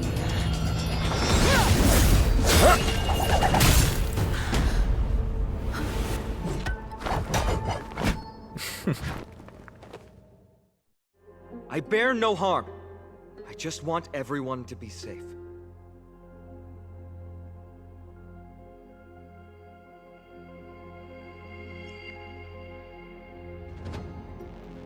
Roaming around a place like the Abyss with weapons in tow is a show of provocation.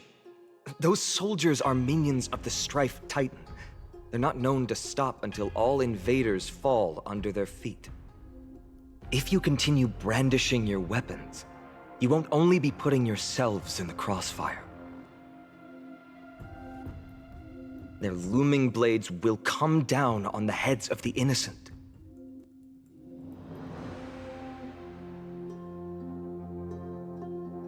It's difficult to tell if you're friend or foe when you appear out of thin air. Even without your weapons, a great power still lurks within you. I could be putting myself in harm's way for all I know. I'd be unwise not to take precautions. So, care to share the reason for dropping in on us? Visitors from above? Fine on. Look what you did again! Taking off only to get yourself into trouble? You even ruined his weapon! I've really gone and done it. This is no way to be treating strangers! I was just trying to fix our problem in the safest way possible. How is this safe? Hello, friendly strangers. Let's all simmer down and cool our jets. We're all humans here. No need for things to get so heated. Snowy's just worried you're baddies from above, but we know you two are nothing of the sort. Oh, right, you don't know us yet. We are Treeby from Yanisopolis, and this is Snowy. Hurry up and apologize to them. All right, if you say so, Treeby. I apologize for my earlier behavior. I was overly wary because both of you landed in this tumultuous region. It put me on high alert.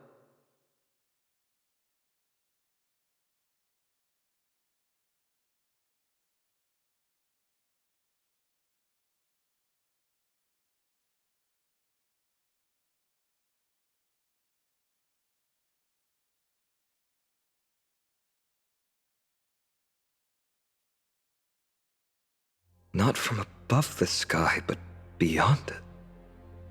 Wow, that's something else altogether. You're lucky you met us, then. She means you're lucky because we won't hurt you, but the same can't be said for others. Let's talk somewhere else. You've seen it firsthand, it isn't safe out here. As you saw, there are still many refugees who haven't been freed in the temple. We're here to rescue and escort them to the holy city, Akima. They're the reason I had to be absolutely sure you were not here with ill intent, and why I wanted you to put away your weapons. If something were to occur, they would have no way of protecting themselves. I'm Finan, from Ides Elysiae. Sorry if I offended you just now. A hero's life is hard.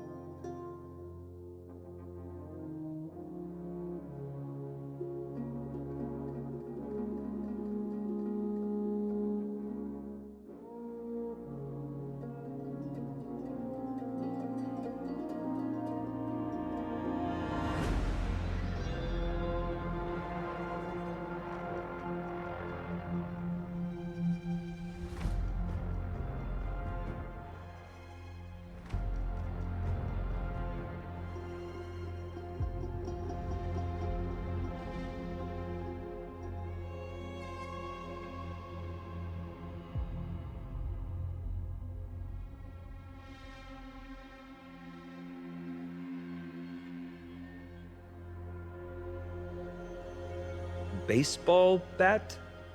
Oh, you mean this marvel of a weapon. Sorry, but why don't you tell me your name in return for your weapon? Friction really does spark friendships, huh? And here's your spear. Don't worry, this is entirely on Snowy. I'll make sure he fixes it for you. It seems I'll have to treat Cartonis to a couple of drinks again.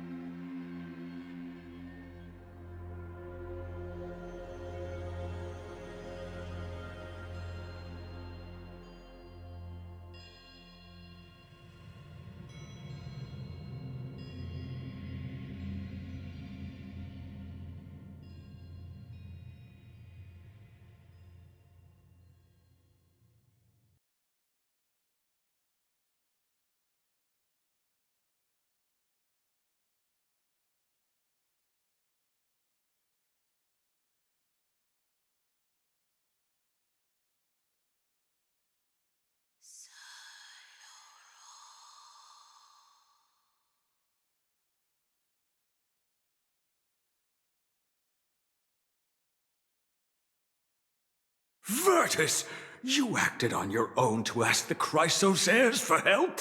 To bring us into their so-called holy city, no less. We are priests of Yanis, born as footless birds. How could we possibly endure being confined to one place?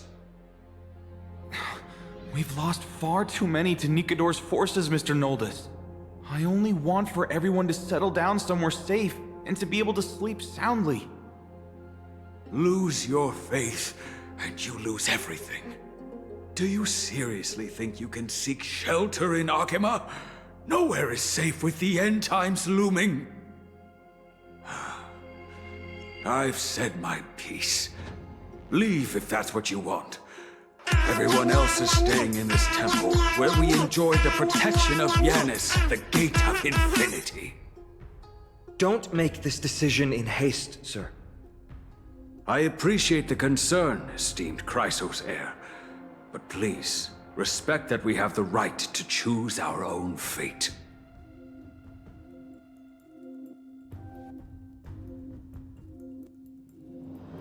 I'm sorry you had to see that, esteemed Chrysosair. These two with you are... Travelers from afar. They're also headed for the Holy City. If memory serves me right, you are... Virtus? Please, you may call me Finan. What was that just now? It's an honor you remember me, Finan. We are priests from Yanisopolis. Armies of the Strife Titan destroyed our home, forcing us to flee across many lands until we arrived here. A few days ago, I watched another companion fall to those monsters, and I was shattered. I offered a prayer to Akima, thinking the answer would take time, at least enough for me to convince Mr. Noldus. I didn't expect your arrival to be so swift.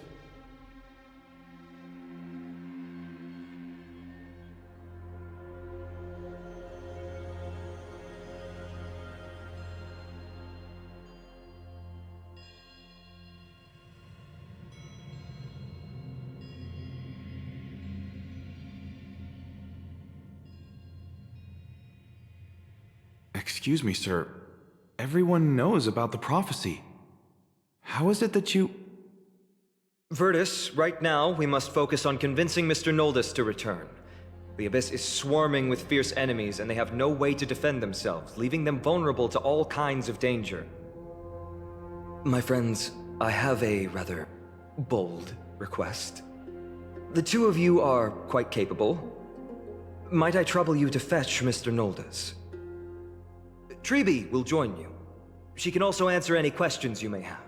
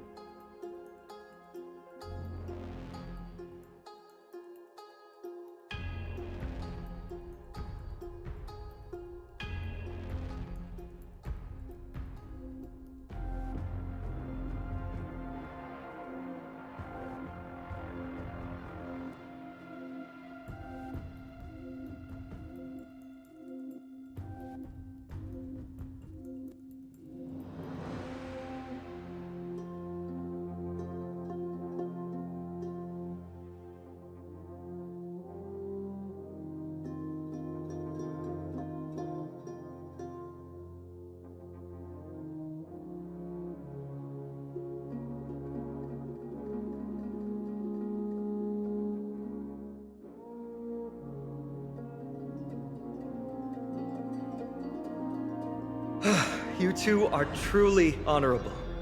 I'll stay behind to guard Virtus and the rest. Go quickly and come back safe.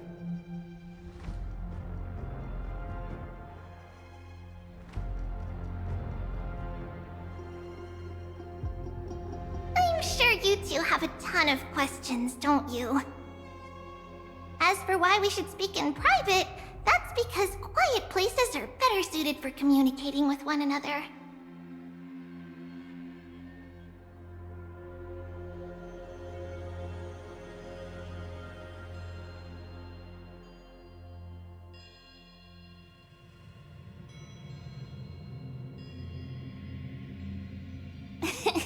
Judging by your reactions, you aren't lying about being newly arrived travelers. In that case, don't blink or you'll miss the next part. Also, Snowy wouldn't dare make plans for us. It's more like the other way around. All right, silence, please! We are about to summon a miracle.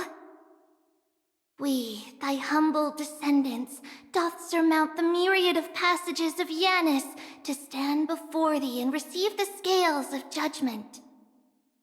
O selfless arbiter Talantin, declare us innocent in the name of the law. Weigh the fruits of the present in exchange for the sweetness of the past. We summon thee, Orynyx, to lift thy curtain of memory. Once again, stir the ripples of past reverie.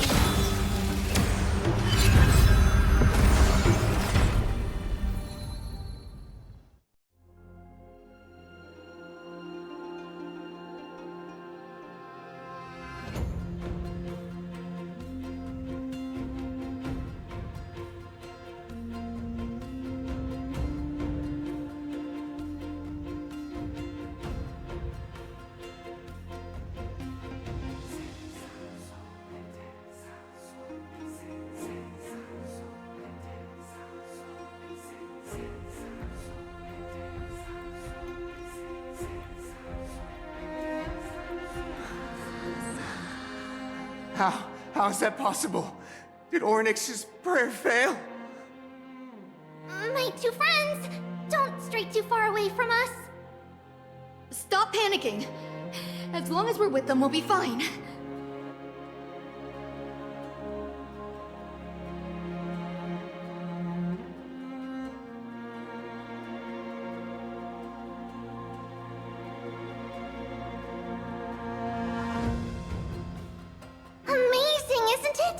Now that we're here, we can speak in peace.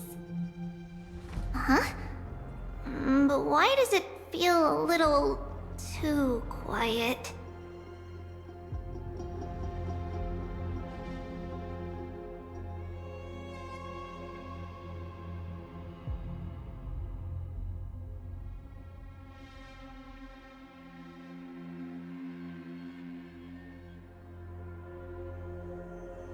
Just what I was afraid of. So much for a peaceful chat. The history lesson will have to wait, my friends. We must help Mr. Noldus!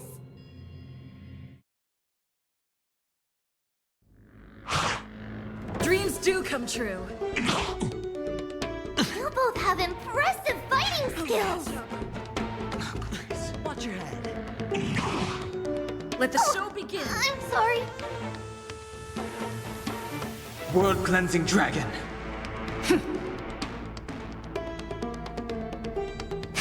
Break. Torment and doubt, farewell.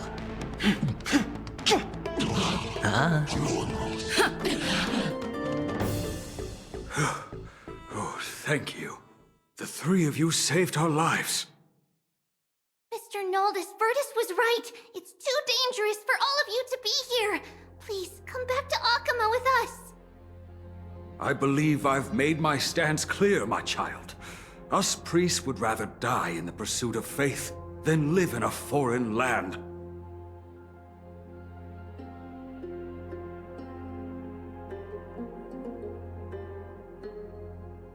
Sir, we deeply understand your faith in the Titans. Perhaps in your eyes, Kefali, the protector of the Holy City, is but a god from a foreign land.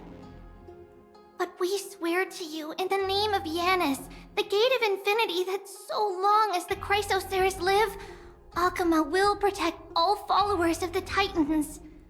We are one and the same. You swear in the name of Yanis? Who are you?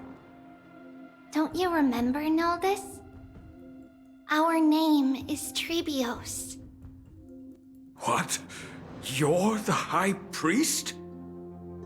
Why do you look like a child? Oh, no. To think that I, a mere tribal priest, dared lecture you on faith. Oh, how ludicrous. Please, forgive my transgressions. Noldus, we do not wish to force you. But please, think of the people in your tribe. The young place their trust in you, just as you place your trust in us. If you stay, they will remain here too, doomed to fall under Nikodor's spear. If that is divine will, then I have no reason to disobey. High Priest, please guide us once again as we spread our wings on this long journey. Mr. Noldus, I'm glad you're all right. Virtus, I still disagree with your methods, but it doesn't matter now. Let us place our trust in the Chrysos heirs. The Dromus caravan that's supposed to meet us isn't here yet, so let's all rest where it's safe for a while.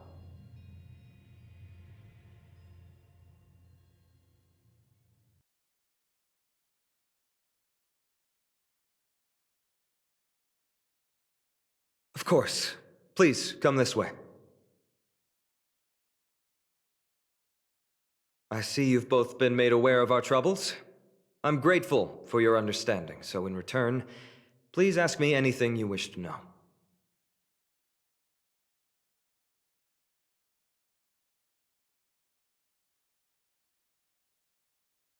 Just as the word implies, it's the time of strife before the world meets its end.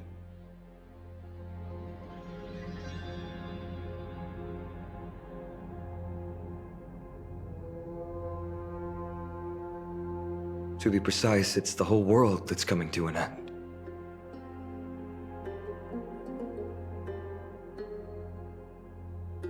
The ancient gods of Amphorius, once worshipped by humanity, they now stand as their foes. The prophetic deliverers, with golden blood coursing through their veins. It's a gift from the three Titans of Fate. With their blessings, priests can awaken shadows of the past to alter reality. You're putting it too lightly. Don't make miracles sound like a tool you can simply use at will.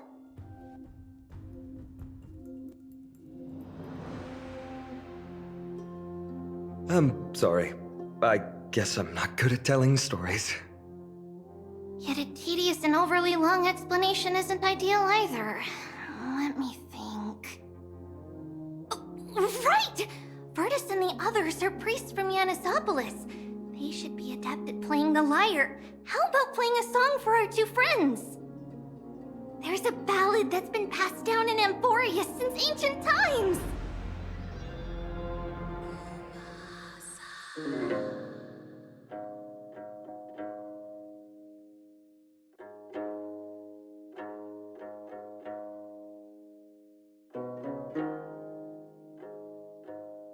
Happiness abound in this lush land by God's chosen.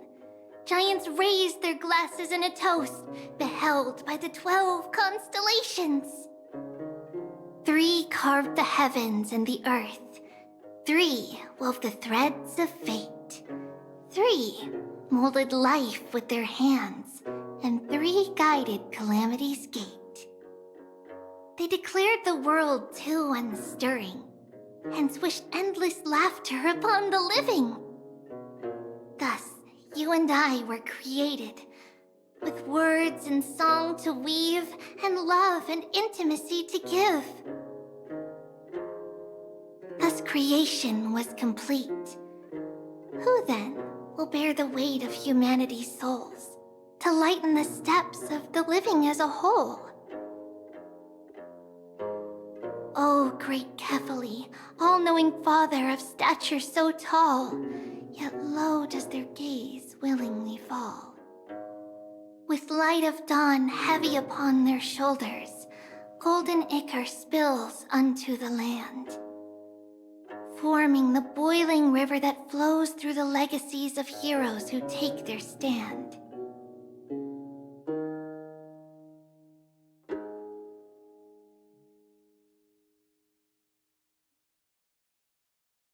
Huh?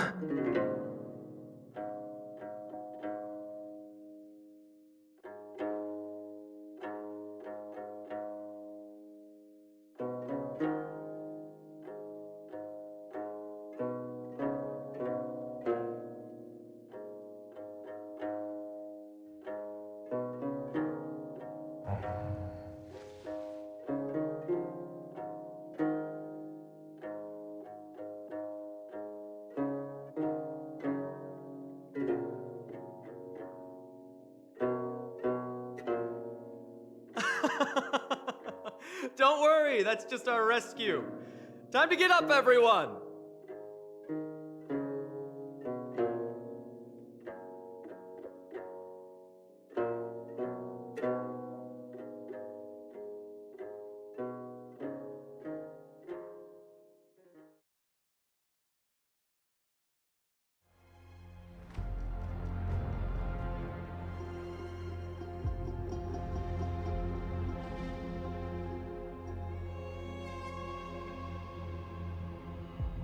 These large, mild-mannered creatures are called dromas. They're humanity's most loyal companions. We'll be relying on them to get us through the rugged mountain roads on the way to the Holy City. Dromas are very docile. Even first-time riders can steer them easily. Here, give it a try. Remember to hold the reins tight.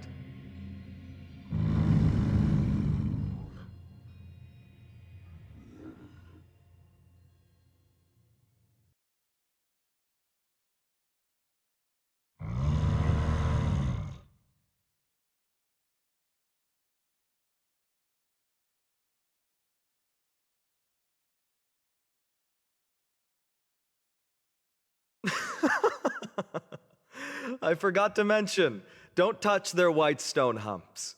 When the Earth Titan blessed these creatures, it said they also stuffed their ill tempers into these humps.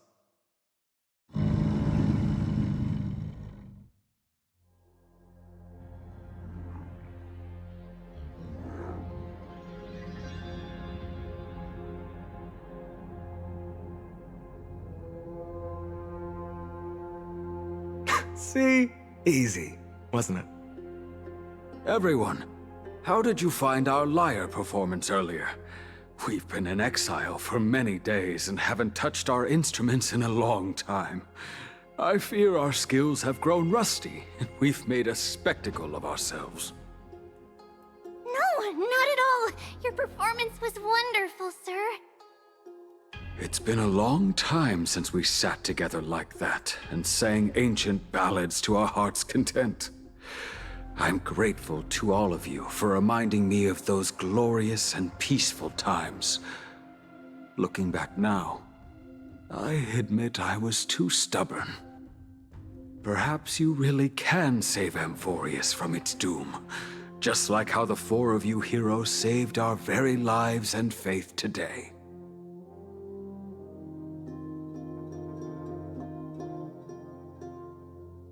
Suffering's bad for your health, and it won't help your faith much either. That's why it's our inherent duty as Chrysos heirs to free everyone from suffering. It's also the reason for the Holy City Akima's existence. The only human city left in our present day. Hey now, don't be so serious. You're bringing the mood down. Anyway, in short, the Holy City is absolutely safe. Everything will be fine once we get there. Is everyone properly seated? Then we're off! Next stop, Akama!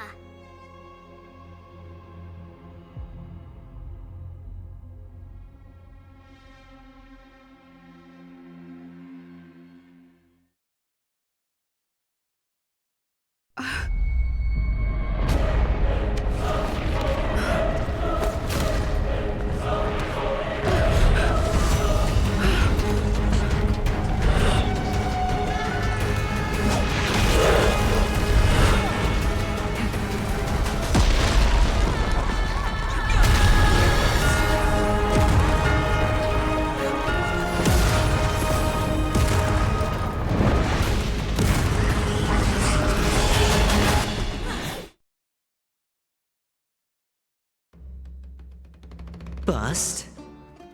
Or maybe I'll take it all! World-cleansing dragon! I will watch over you and guide you on your path. Let's improvise. Let the show begin!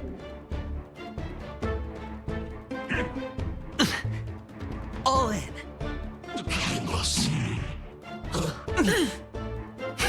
Rise! Torment and doubt, farewell! Break! World-cleansing dragon!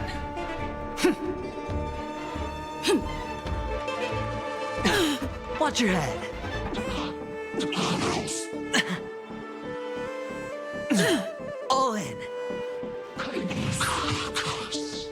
first. Or maybe I'll take it all!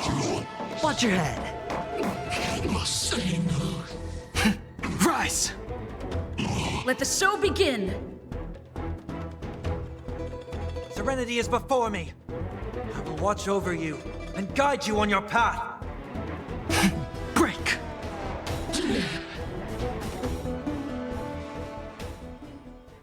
You both fought so bravely.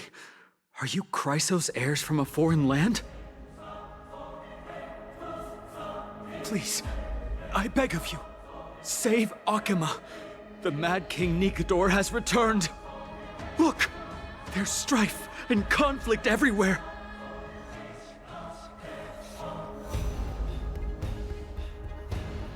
Thank you, thank you.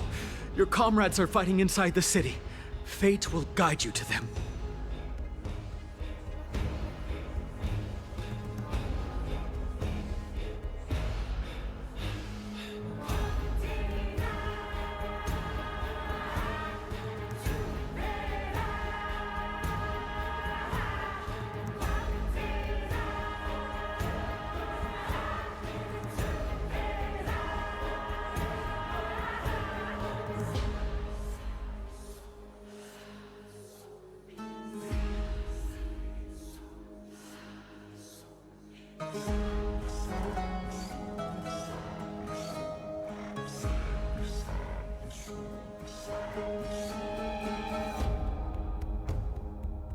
The main road's been blocked off. Treeby? Don't panic. Leave this to us. I summon the Oryx!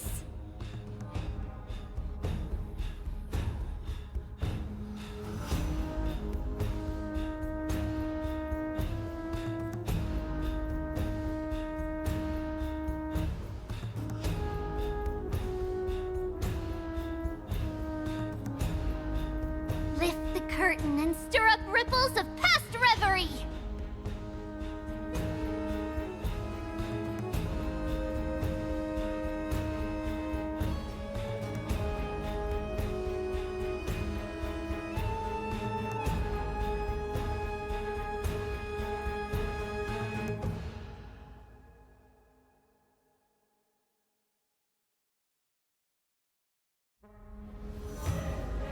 It's you two.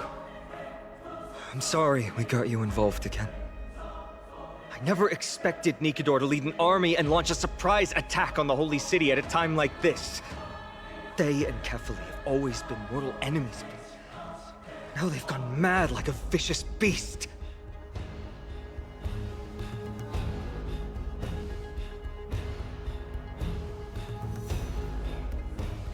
There's no need to panic. Akima is not completely unprepared. The prophecy had warned us about this. This is a catastrophe, but it's not the end. Mr. Naldis and the others have gone to seek shelter. Leave the rest to us. You should evacuate along with the citizens.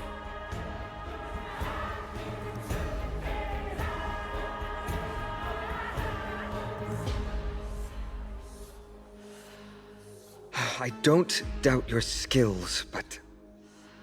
Very well, but please remain by my side. These pests can't hurt you, but our companions, those known as the Chrysos heirs, their attacks do not discriminate between friend and foe.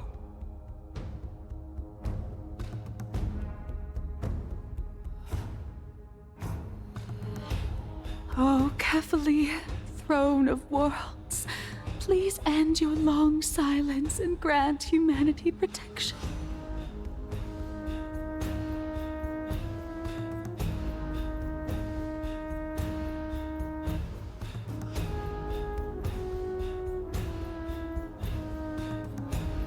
No. It's very safe here. The prophecy has already revealed that the light of Kefali will shine upon all. Watch! No one will die! The heroes will protect the city! Leave them be. Just as Mr. Naldis reveres Yanis, faith is all some people have left in a world teetering on the brink of collapse. To honor their faith is the sacred duty of the Chrysos heirs. Minions of strife, you shall not harm these people!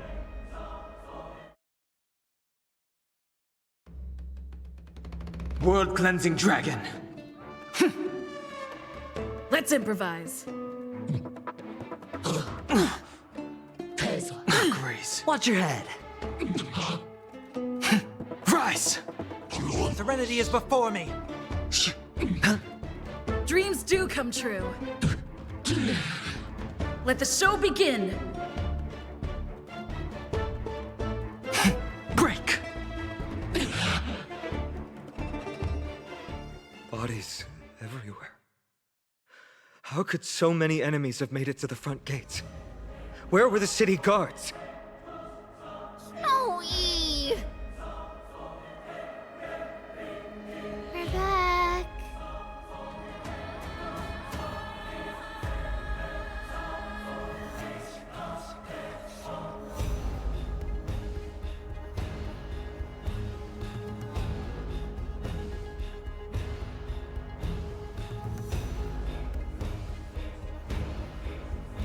We are Paean. We are Treenan.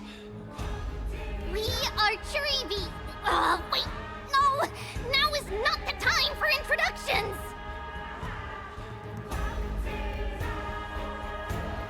Snowy, D has been trading blows with the main forces for what feels like forever. From the skies to the city. Hurry up and assist him! I knew it. He gets reckless once he gets the urge to kill. I'm relying on you three to handle the task of getting the citizens to safety. Don't worry! With us here, we can just use the Sentry Gate to whoosh the people to the safest place in Amphorius! Wouldn't that be Akama? Stop messing around and help the people! Anywhere is fine, just send them to somewhere safe! Don't worry. Although they are a little childish, the trio are experienced Chrysos heirs, and one of the pillars of Akama. Therefore, they can definitely be trusted. Well, let's keep on moving then.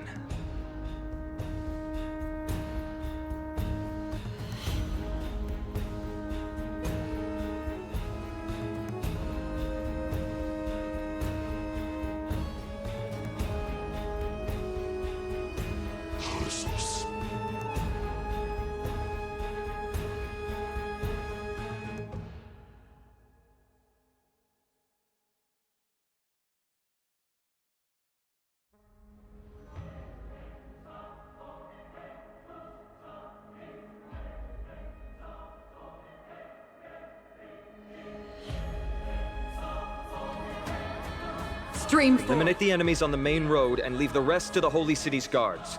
They're all trained and experienced elites. Lady Trina has come true! Victory belongs to Akama! Lady Aglaya's orders. Lord Finan, you're finally here. Quick, save the Grand Craftsman. He is surrounded by enemies! What? Cartonis! Hang in there!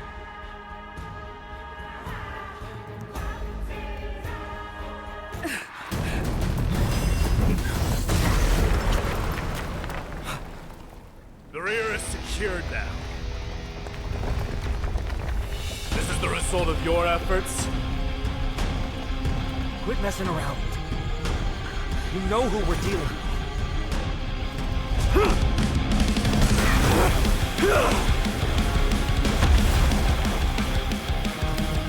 Carelessness will be your downfall.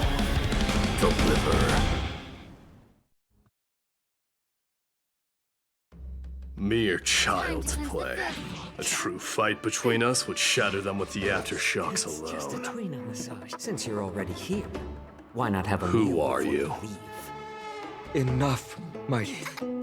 Are you trying to destroy the Holy City? It's bleeding. Net markers activated. Time for a good old counterattack! I weep for the departed. It too shall fall. Cartonis! Finan. I'm glad that you're okay. As for you, Mighty, if I'm not mistaken, shouldn't your responsibility be protecting the citizens? What is that supposed to mean? Who are you implying isn't a citizen here?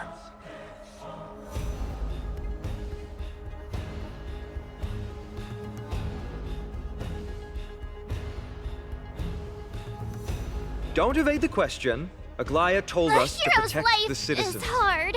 Are you ignoring what she said? It is you who forgot the second half of her words. Her original words were, protect the citizens and eliminate the invaders. The crisis in the Holy City will be resolved once we've eliminated Nikador. Speaking of which, since you've never considered the pair over there to be citizens, they seem to fit the definition of invaders. The three priests of Yanis share the same appearance and mind, and their senses are also interlinked. The Akamans have long been aware of your presence and what you have been doing. You trust him that much? I suggest you think twice. Provoking your allies at such a critical juncture. Whose side are you on? From the moment we first met, I already told you that regardless of whether it's in the past or in the future, the people of Kremnos will never agree to make peace with the likes of you. As the successor of Kremnos, I, Mighty, am not able to act independently on such matters. Furthermore, things have escalated to a point where I must warn you, esteemed guests, that your host is anything but proficient in the ways of hospitality. Enough! The time for internal strife now is not. Still on the offense, the Mad King is, and must be stopped by the Chrysos heirs. I have not forgotten about what needs to be done. Stand down. I'm more than capable of taking care of what's ahead by myself. As for you, Nikador is in the Marmorial Palace. Aglaia told me to stay out of it. So, go ahead. Deliver. I don't need you to tell me that. You. What's your name?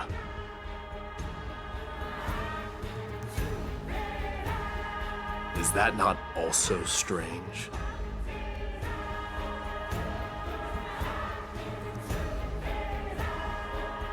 Well, that's the Chrysos heirs.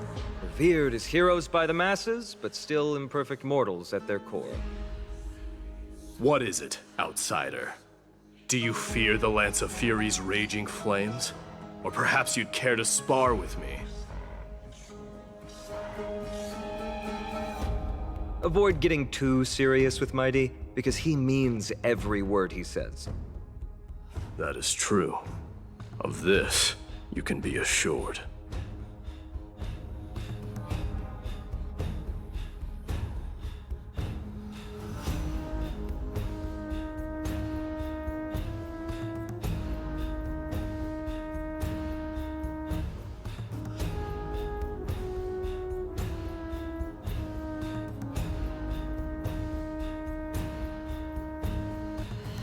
What a mess.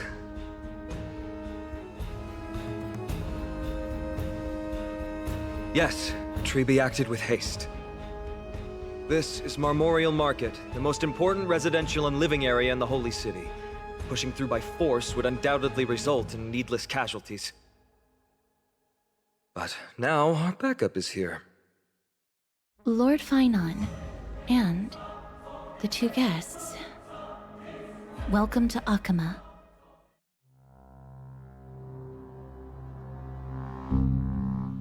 When I heard your footsteps, I thought death was already writing my final chapter before my heroic journey had even begun. Miss Castorus?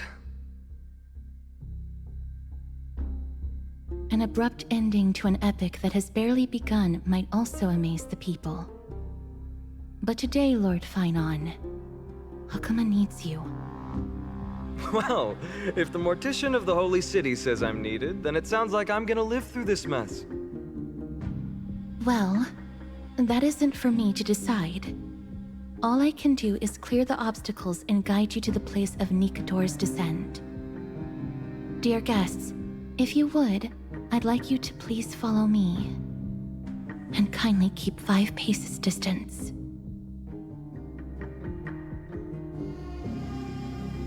In the face of death, strife will also cause hesitation to arise. I am the shadow of death.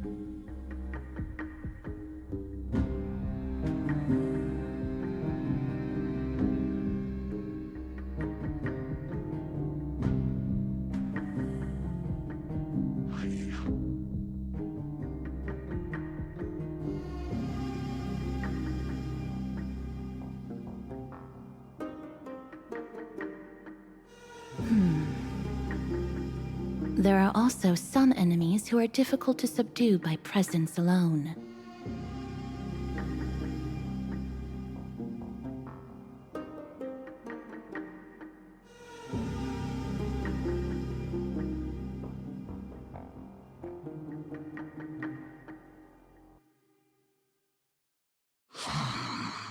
The scent of blood. Are you an attendant of the Hand of Shadow? No, I'm nobody's attendant. You can try to avoid and hide it. But you obviously came from the world of the dead. Akama, Chrysos heirs. What cowards! We live by loyalty and glory, while you live by weakness and deceit. I'm so glad that you're not my history teacher. How much can we trust the words of someone who has sunk so deep into madness? However, if you're standing here out of loyalty and glory, then I shall draw my blade and grant you a warrior's end. Come to arms.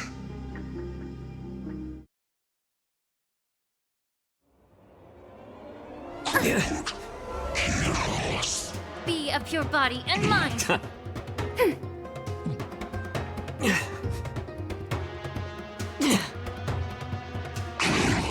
Since you're already here, why not have a meal before you leave? I weep for the departed. It too shall fall. Net markers activated. Time for a good old counterattack. On the still waters of oblivion. Familiar. Everything in this world is bleeding. Yeah. A little more heat. Ready for another? I weep for the departed. It too shall fall. As you wish. Lady Aglaya once said that your time is extremely valuable and shouldn't be wasted on unnecessary conflict. I have the power to lay them to rest. I was about to say the same. It's pointless to waste your strength on these pawns. Let's go. It's time to face strife. Once there, you must turn into birds and fly toward the final battlefield. Miss Castoris, why aren't you joining us? I must stay here and ensure that these soldiers do not destroy the city. Although faith is more important to the vast majority, there are still quite a number of citizens who care more about their worldly possessions.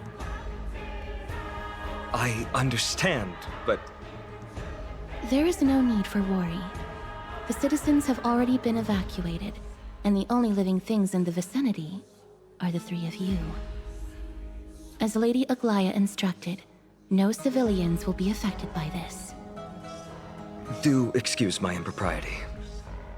Well then, I'll see you later, Miss Castris.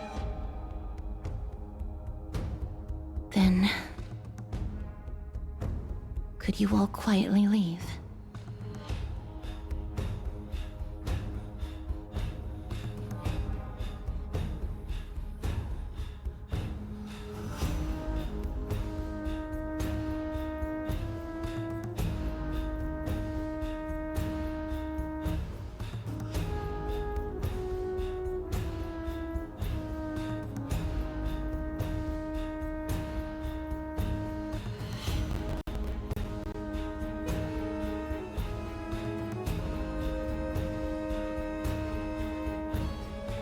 Memorial Palace, the Lance of Fury, Nikador. They're all there in the distance.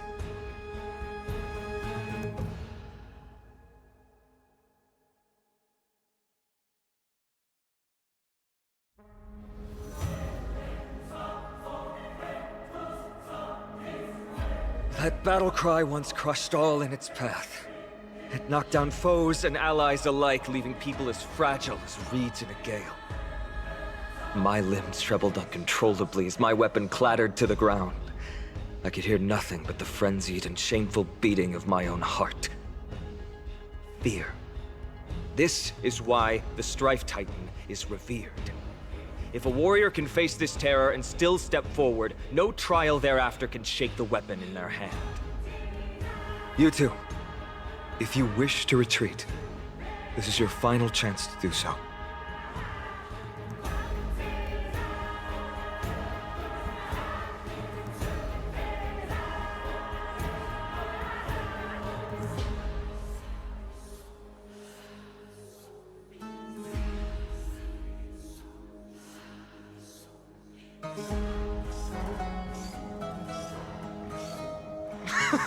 Looks like the both of you have indeed braved many dangers.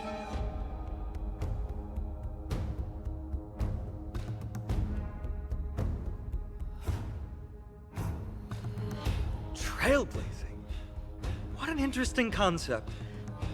Surely on your worlds there must also be a Titan which is revered by the masses. But there's no need to further confirm your resolve. We shall soon cross swords with the embodiment of strife. And yet, faced against this menacing threat, your resolve only gleams more intensely. Let's get going. In the era when Kefali had not yet fallen silent, none could stand as their equal.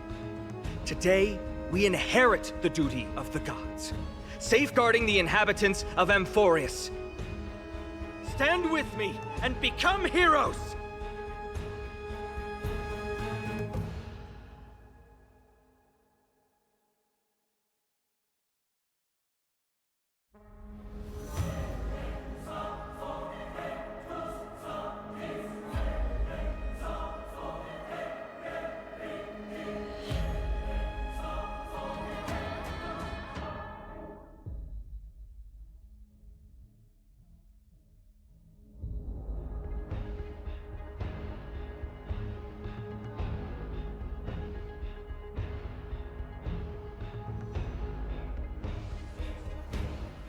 Deathly silence is the proud resonance of Nikador's war drums. Behind this watery veil awaits the arena of conflict.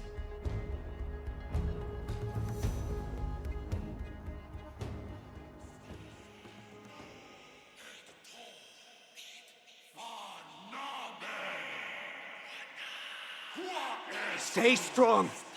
Recall your convictions and everything you hold dear. If you can't do that, then think of death. For doing so might actually keep you alive.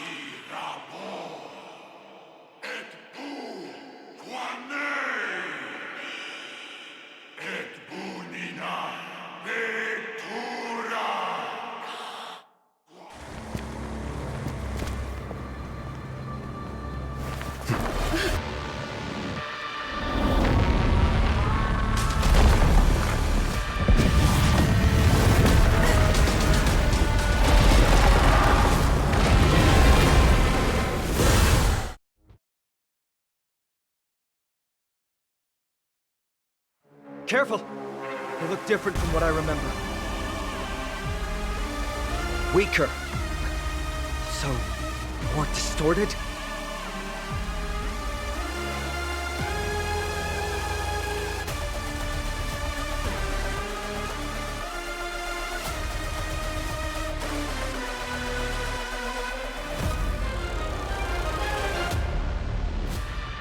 I'm honored by your presence. Since you're already here, why not have a meal before you leave?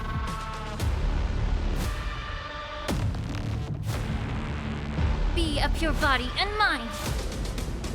The truth, everything in this world is bleeding.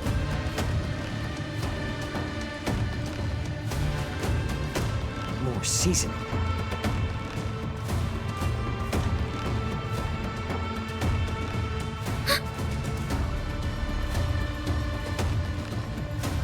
I weep for the departed. It too shall fall. Enemy data secured. Net markers activated. Time for a good old counterattack! Cast aside all distracting thoughts. To me, I shall withstand their wrath!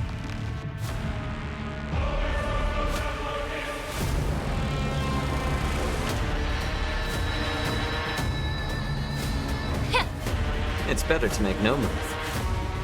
A little more heat. Enemy targets detected. I'm honored by your presence. Since you're already here, why not have a meal before you leave? Ready for another?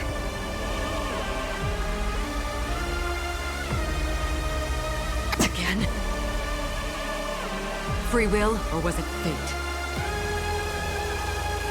How about letting the enemy strike? I weep for the departed. It too shall fall. Even gods can bleed.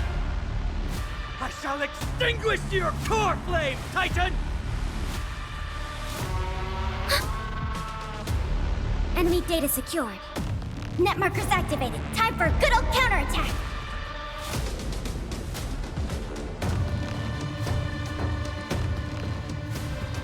Time to cleanse the filth.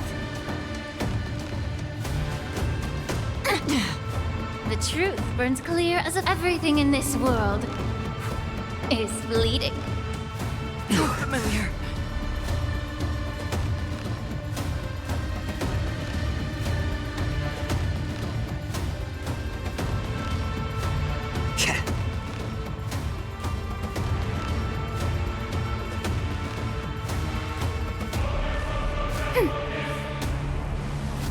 Destined for oblivion.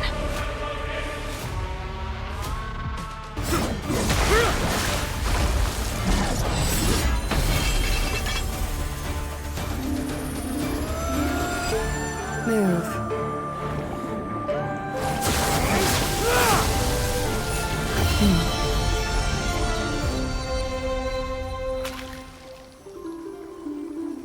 This is not the true Nikador, just one of his many godly forms. The core flame isn't here.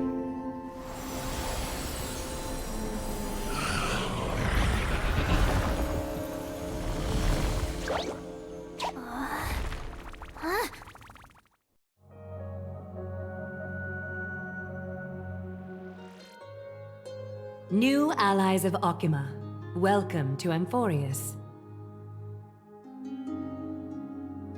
While this welcome banquet is far from elegant, it has helped to remove any misgivings that we had.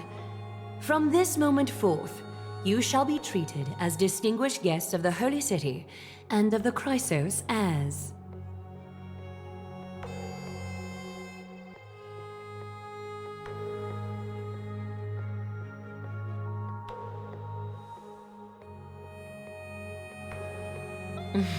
Curious about my eyesight?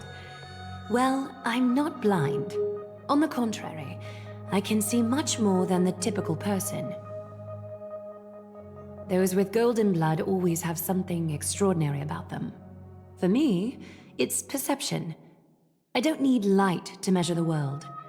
The wind carries messages along golden threads, delivering countless sensations to my fingertips.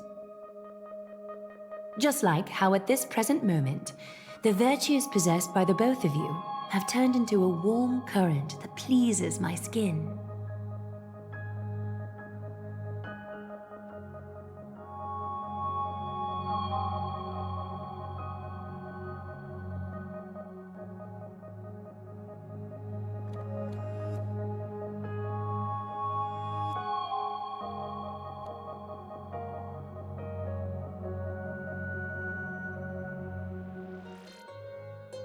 A manifestation of Nikador. Could it be that my trial has not arrived yet? By following the threads of fate, you have begun to write the opening chapter of your story. How do you feel? Well, truth be told, I don't feel any different. I anticipated a greater challenge. When Trian followed those escaped soldiers, was that part of the plan too? Naturally. We have long foreseen this attack and didn't intend to waste such a golden opportunity. After Nikador succumbed to madness, their fortress disappeared into the fog, with no one being able to ascertain its location anymore. However, now that they have acted out of character and attacked Akima of their own accord, then the Holy City shall also uncover their hiding place and sound the horn of retaliation. What an intricate plan indeed. I gave my word that after the situation stabilized, I would reveal all about Amphorius to our allies. However, given that Akima has just barely survived a calamity, and there are still many shaken citizens who need comfort, Aglaya, would you mind taking care of this in my stead? Distinguished guests, since you have spared no effort in aiding the Holy City, I will naturally take care of you as well. I've woven many unforeseen events into the tapestry of fate. This is but one instance. You two can find me at Marmorial Market after you've grown tired of listening to her tales. In any case, I owe you my hospitality.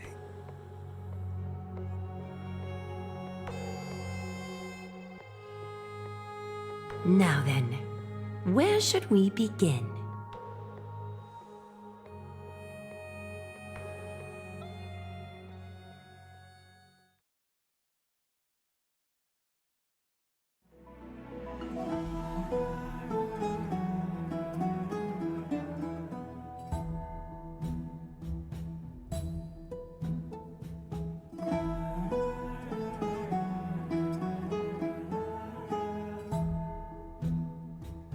Beacon of the Trailblaze.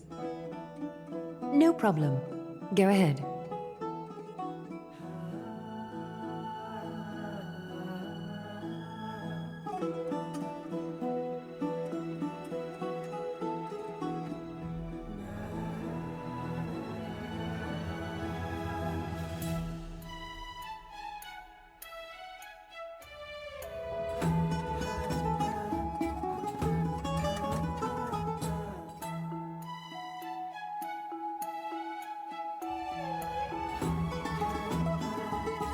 What an interesting way to mark the start of your journey.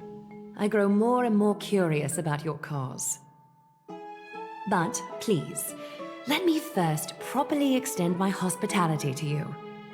The conversation we must have will likely be quite lengthy, so why don't we go somewhere more suitable for that?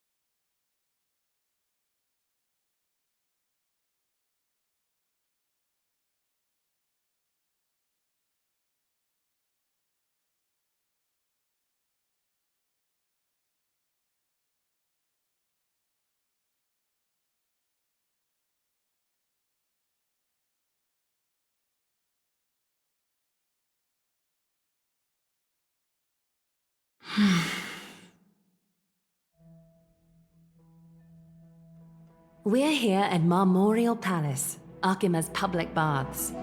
Normally, this place would be much livelier.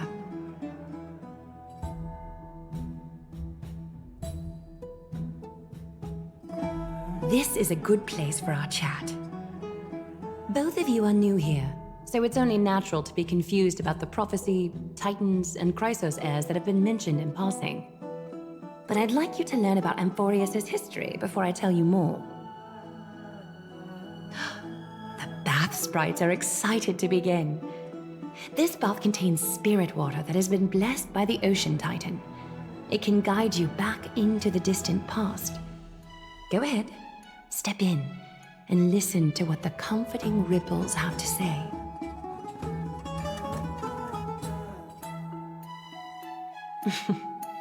If it'll make you feel better, I can avert my gaze.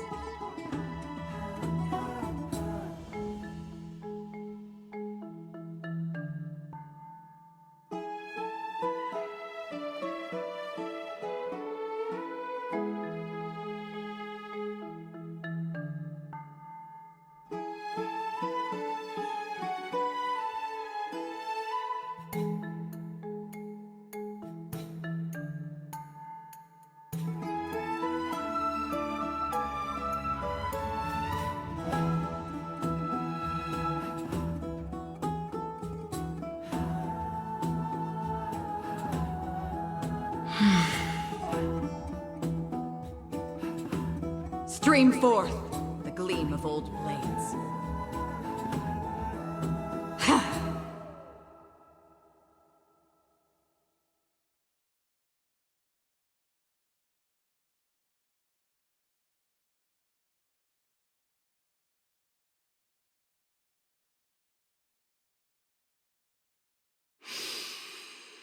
Quiet your thoughts. Feelings are far more honest than words and can better satisfy your curiosity. Close your eyes and feel the warm ripples of water embrace you. Feel the delivery of this account from the seas. The spirit water shall show you Amphorius' distant and recent past.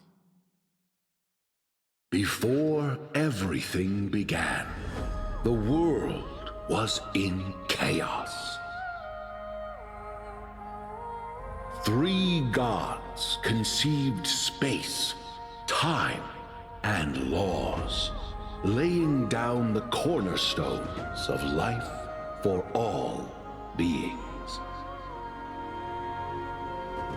3 more gods formed the skies, the earth, and the ocean, creating a nursery for the seedlings of life to mature.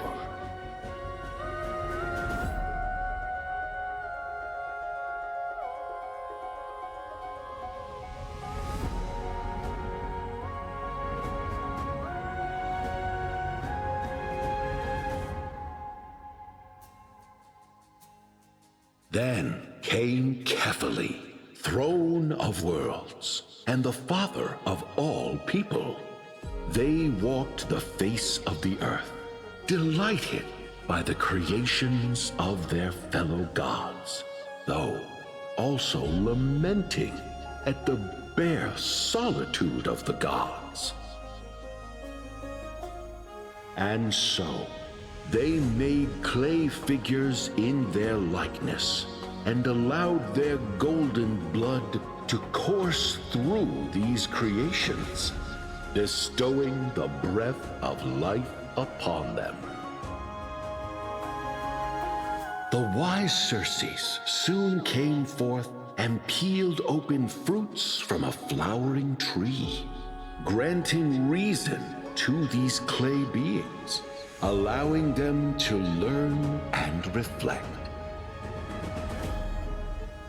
Curiosity propelled the dignified Nestia to confer upon them an eye for beauty and a desire for love, teaching them to revere their beauty.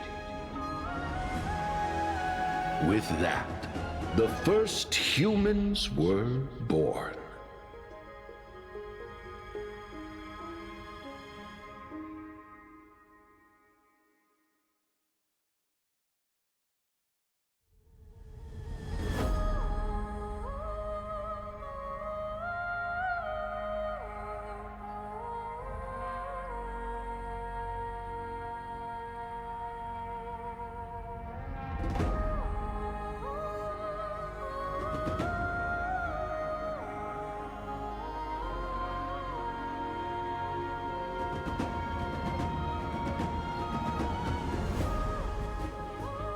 In this fleeting golden age, all forms of life thrived and civilizations sprouted one after the other.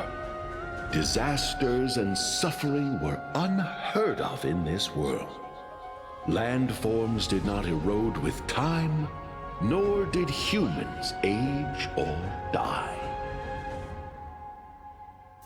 Not until the three calamities fell upon the world: trickery, strife, and death.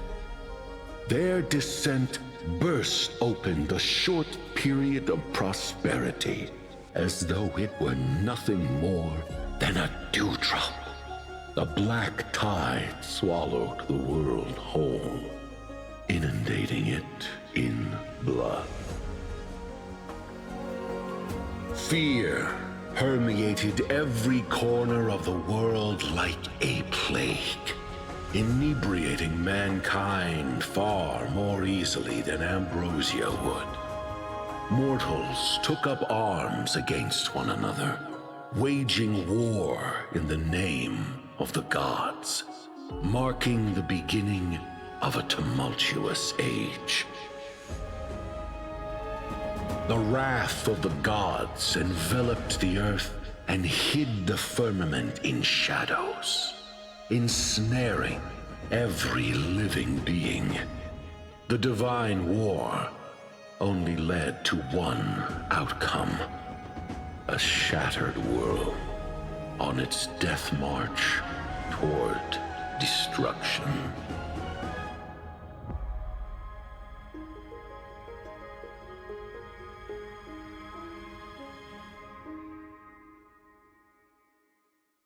Is something wrong?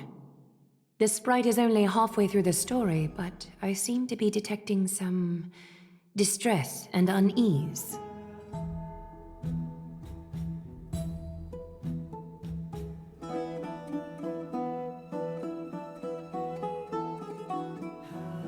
I see. Perhaps the narration isn't engaging enough for you.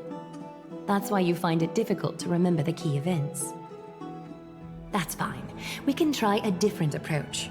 You'll be glad to know that bath sprites have mastered the art of catering to the needs of others.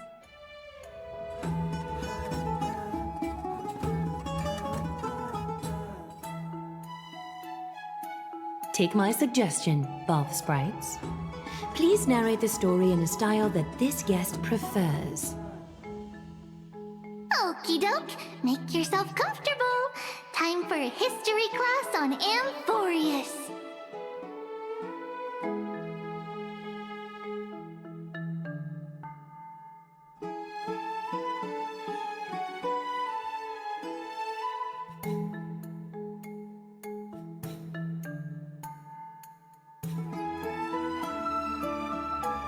Hey! No butting in! Class is still ongoing! Where did I stop the last time? Oh, right. Amphorius started off as a ball of chaos. The three Fate Titans wrote laws to govern the world. Another three Foundation Titans created the Earth, Ocean, and Skies. And a different three Creation Titans designed and gave life to human beings, like you and me. But three baddie Titans soon snuck in, bringing a terrible, horrible disaster with them.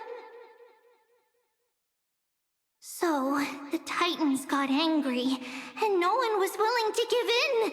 Their followers then decided to do the same, fighting and killing each other. Everyone fought for a really, really long time, disturbing and hurting all people living in the world.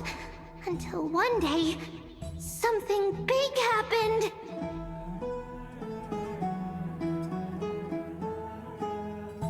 It's not your turn! No interrupting me in class! A prophecy appeared on Amphorius. Something no one saw coming. The tripartite prophecy says there is only one way to stop this war. Assemble a band of heroes powerful enough to take on the 12 Titans and reignite their core flames. Only then will their divine wrath abate and peace return to the world. We know this band of heroes by a certain name. Any guesses? That's right! The Chrysos Heirs! So, here's the takeaway. Eat well and train well, so you can grow up into a powerful hero and do your part for Amphorius! Is something else wrong?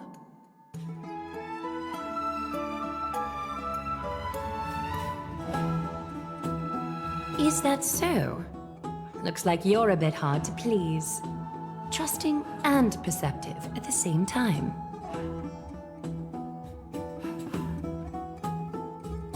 Rough patch. That's a mild way to put it.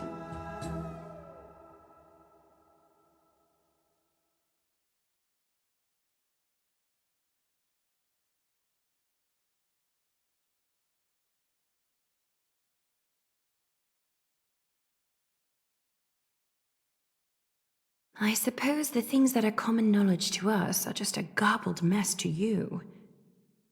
If we want to straighten out the threads of this world, perhaps I should explain things to you myself. I seem to hear a note of pity in that question. Perhaps you find us to be weak and defenseless. We can move on to the problem at hand, now that both of you have some understanding of Amphorius' history. Come with me.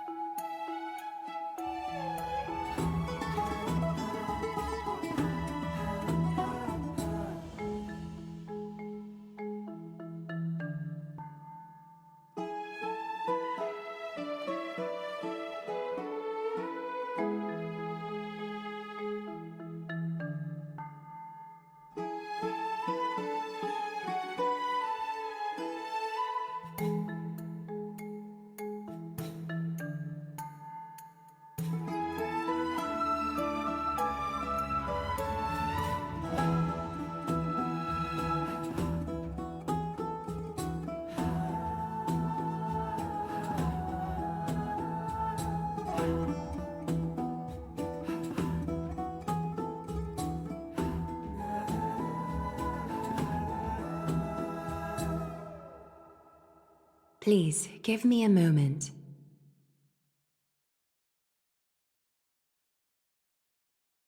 The way up from here leads to a bath that the Council granted exclusively to the Chrysos heirs. The bath is strictly off-limits to anyone other than the heirs. I'm willing to make an exception, considering you're guests from beyond the sky. But if I were to bring both of you in at once, I'd be blatantly disrespecting our traditions.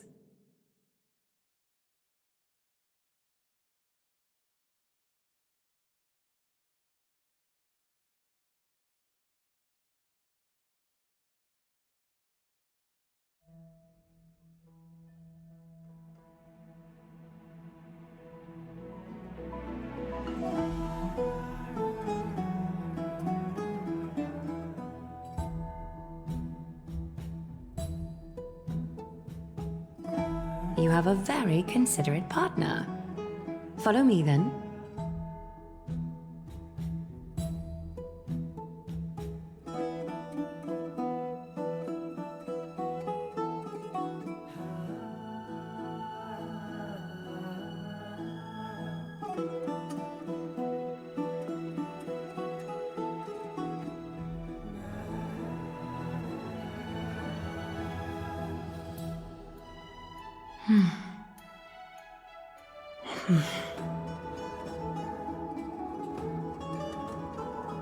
Take a seat. Make yourself comfortable, then close your eyes.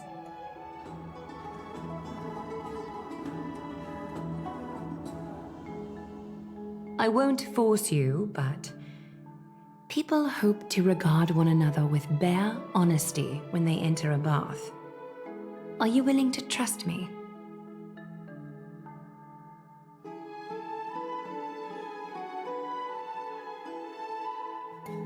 Thank you.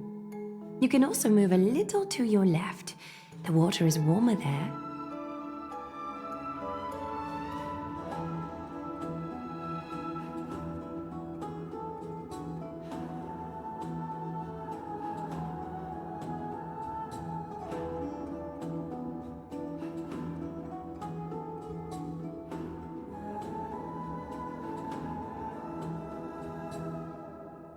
Now place your left hand onto the bench. Lift up your arm with your palm facing forward and part your fingers slightly.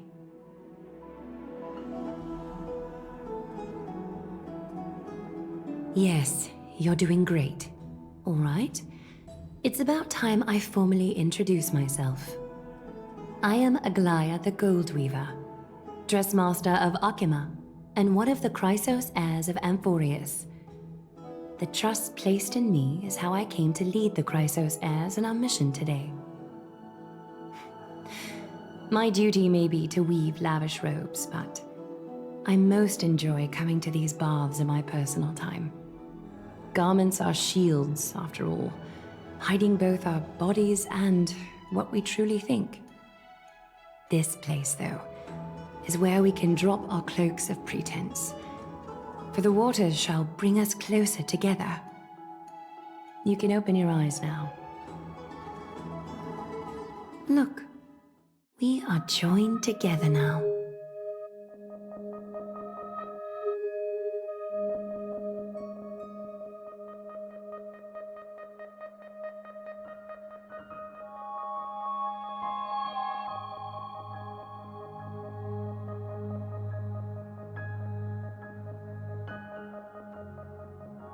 Trap. Hardly. Think of it as a ritual that allows us to communicate. The golden threads of Nestia entwine us, capable of sensing even the slightest quiver. We are bound to speak the truth to each other this way. You will learn the truth about this world from me, and in return, I ask for you to promise me something. Fulfill this pact between us, and you can expect your journey on Amphorius to be free of troubles.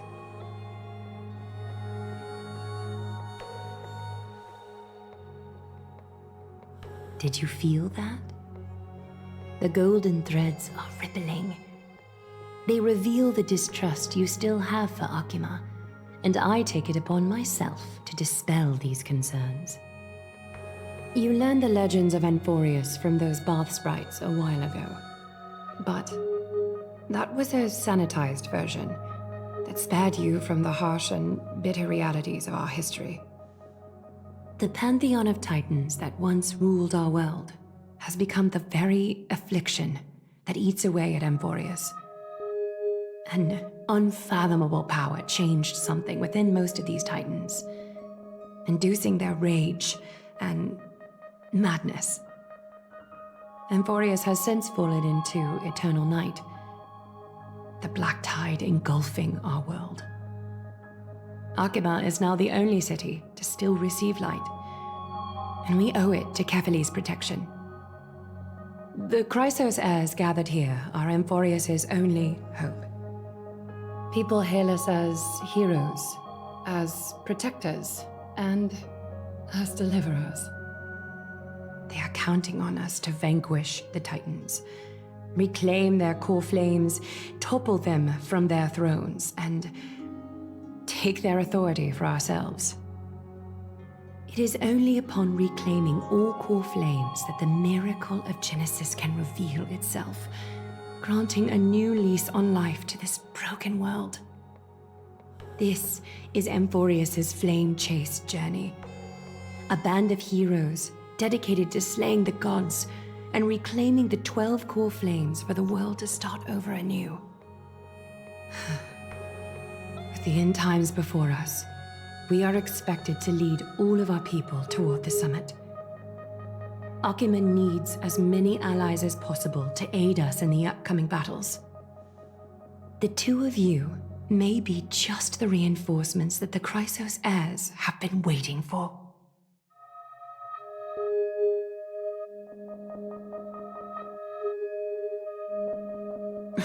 You must have been blessed by many miracles to say that with such unwavering confidence. I may be getting ahead of myself, but for Amphorius, I am willing to take a chance on you. I have laid my heart bare, and in return, I just want you to make a single promise. Promise me to never tell the people of Akima about the worlds beyond the sky, no matter what may happen. Akima is approaching its end. I do not wish to give my people false hope. Not when we've been badly scarred by it before. Can you promise me that?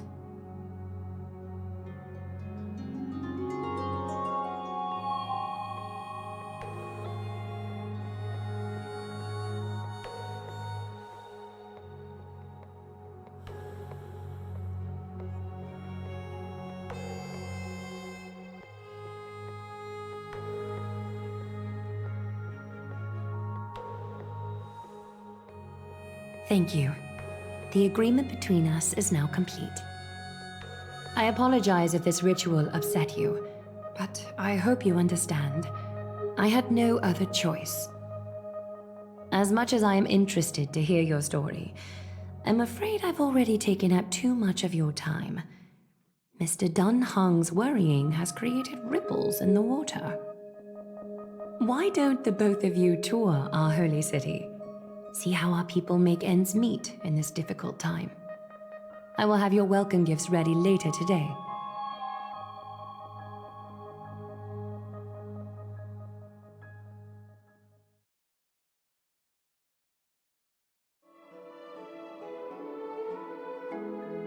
Why don't you and Mr. Dunhung tour our holy city? See how our people make ends meet in this difficult time. I will have your welcome gifts ready later today.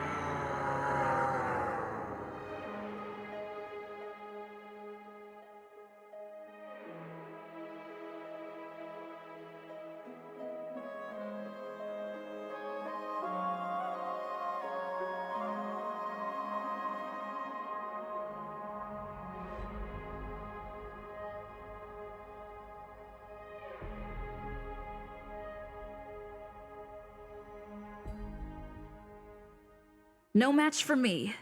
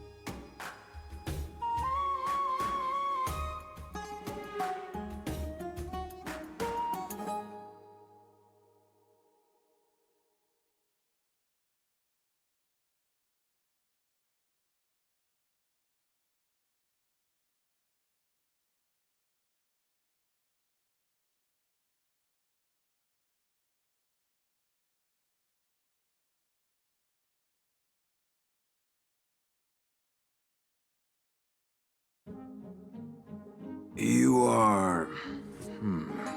What strange clothing and accent you have. Oh, are you the warriors that followed Lord Finon back from the frontier?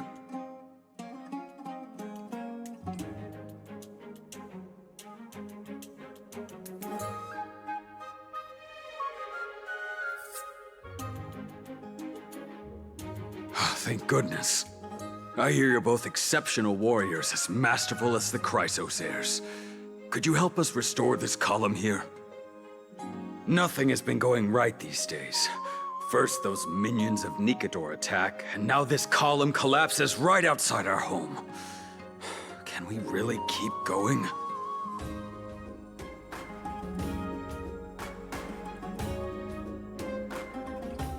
Not with human effort, of course, silly.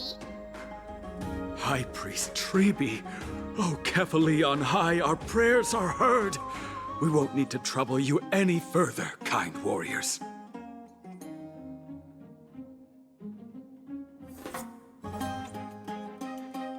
Huh? You can recite this too? Wait, did you also chant this when we arrived in Akama? Maybe you also have the ability to learn Ornyx's prayers too? Not at all! We have lots of priests here, but some are more gifted than others. Why don't you both try chanting? Treby will see if you get it!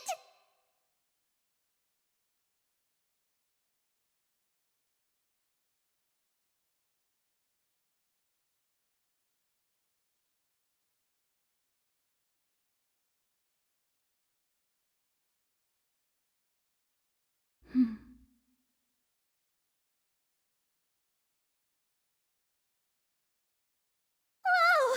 You got it on the first try! You're a natural! A miracle. A miracle fresh from the oven. Go, bring word to the bard. Frontier heroes grace Akama. Feats abound right here.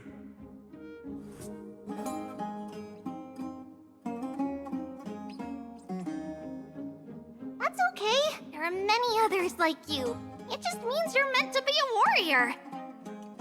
Oh, you met Aggie, right? How did your chat go?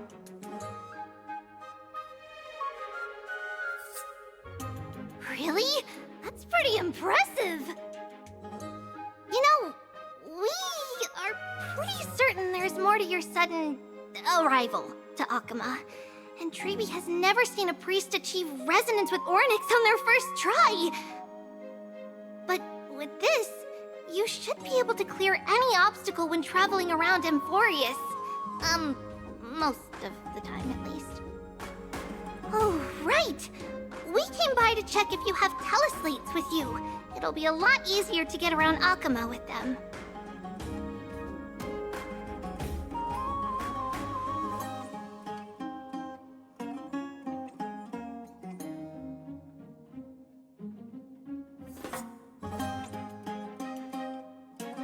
Yeah! We knew it! There are also Yanisopolis priests beyond beyond Akama. Like the city you're from. Let's see. This looks different, but it works more or less the same. Maybe a little resonance will do the trick. All set! Now we can contact one another with our teleslates. Only in Akama, though. Messages won't send once you're outside Aggie's web of golden threads. Did you think we were some backwater people who don't understand anything? You can also use any currency you have on you. Talantan scales will determine the value of all items, so there's no need to worry about being penniless in the Holy City.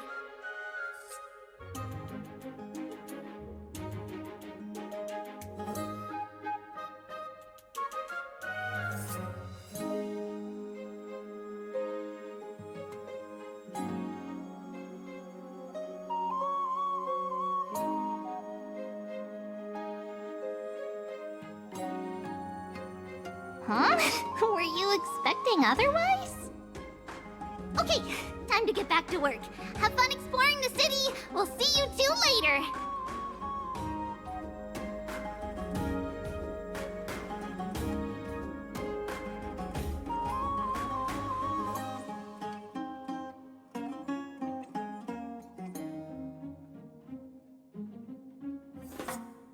miracle. A miracle fresh from the oven! Go, bring word to the bard! Frontier heroes grace Akama. Feats abound.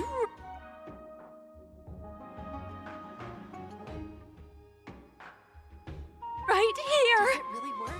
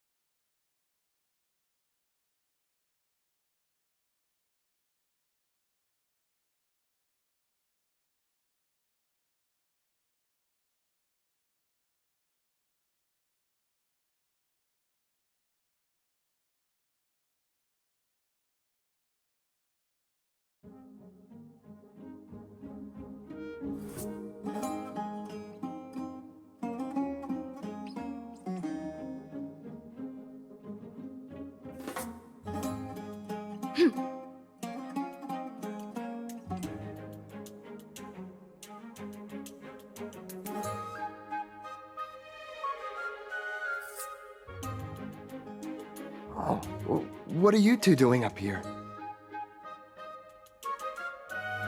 I know you. Oh, you're the heroes who helped defend our city, right? Damionis, saw your valiant figures in the battle.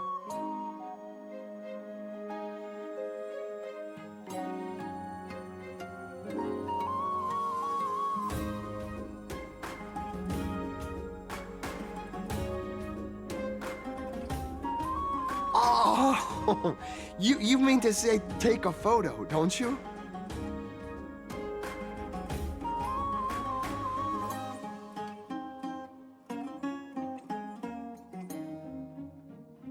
Aha! See, you met the right person. The name's Damionis, and I may have some humble insight on travel and photography. After all, everyone in this holy city knows me as the explorer. All right, pass me your photo stone.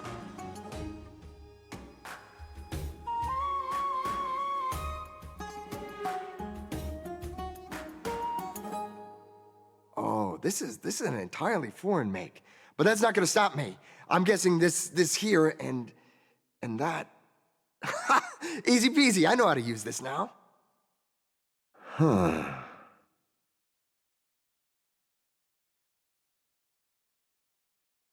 Oh, it's no biggie. Okay, strike your poses and look this way. And we're done. Here, have a look.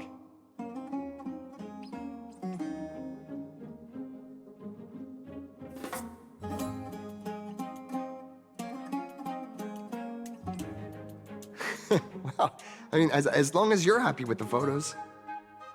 Say, I've been wanting to ask you guys something. I didn't think I'd actually get the chance, but you're not really from another city, are you? I've heard some things here and there. I mean, refugees that just came into the city are saying that the people Lord Finon picked up are from beyond the sky.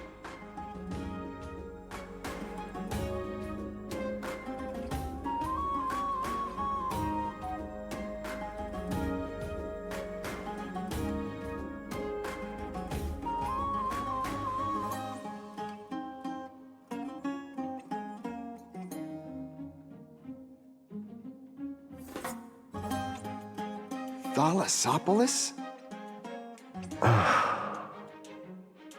Oh, is that so? I thought I'd finally found proof that a world beyond the sky exists.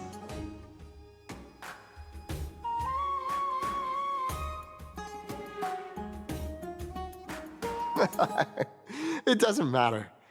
At any rate, thanks for your help, warriors of Thalassopolis. Akama welcomes you.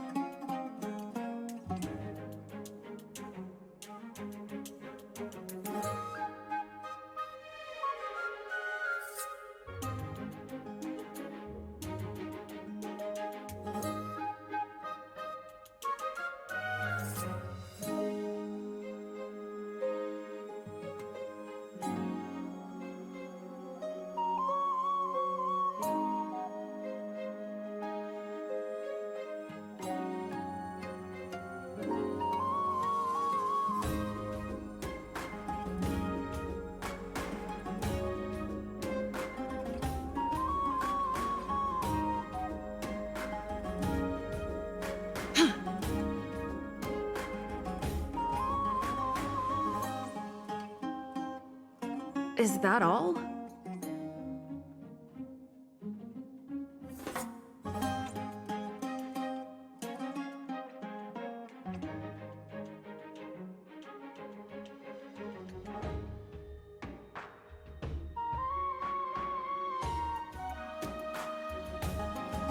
So that's how it works.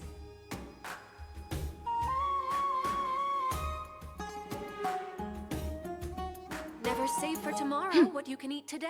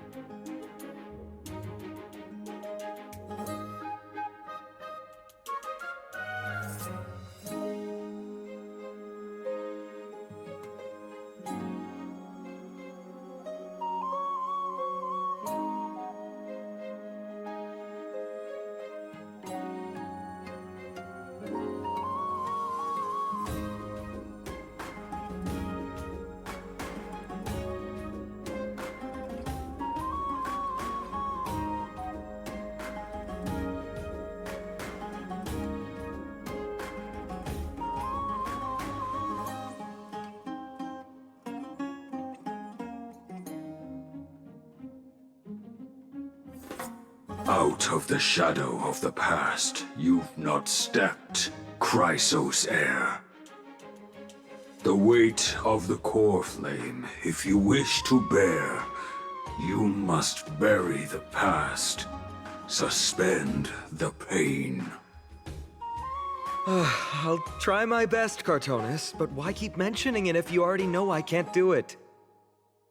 Here, your guests are. You two. You're back much quicker than I imagined. I thought that Aglaia would keep you for a bit longer. Here you go. This is the compensation I previously mentioned. I asked the most famous grand craftsman in the Holy City to repair your spear. Once again, let me offer my sincere apologies for any offense I caused during our first meeting.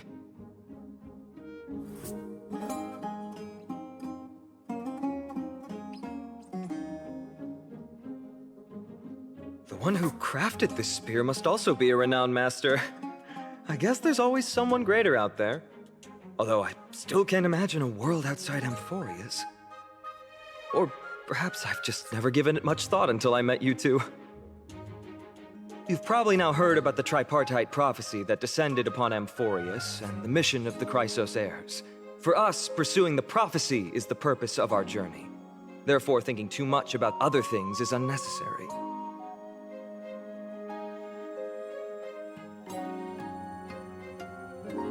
The reason it's a prophecy is because it appeared in the form of a miracle. No one knows exactly whose will it represents.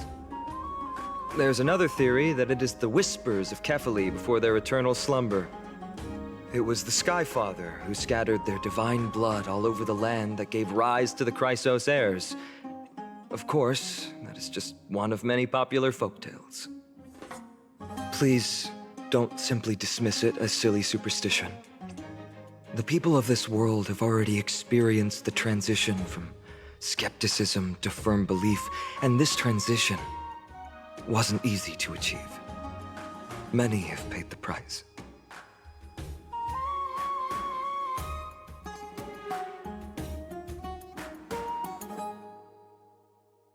Me? I'm still seeking that answer myself. But if the gods favor me, I believe that my core flame won't be far. It's Nikador. I'm a soldier who was taught how to fight at a young age. From the day I was selected by the prophecy, I've regarded the Lance of Fury as my goal. One day, I'll break the lance and take the core flame of strife. But discussing such a bitter topic is a bummer. I'm embarrassed since I think I'm the one who brought it up.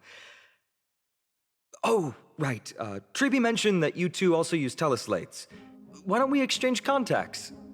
Please also accept these gifts as a token of my appreciation. Since the weather is great, why don't you two look around some more? I won't take up more of your time. See you later.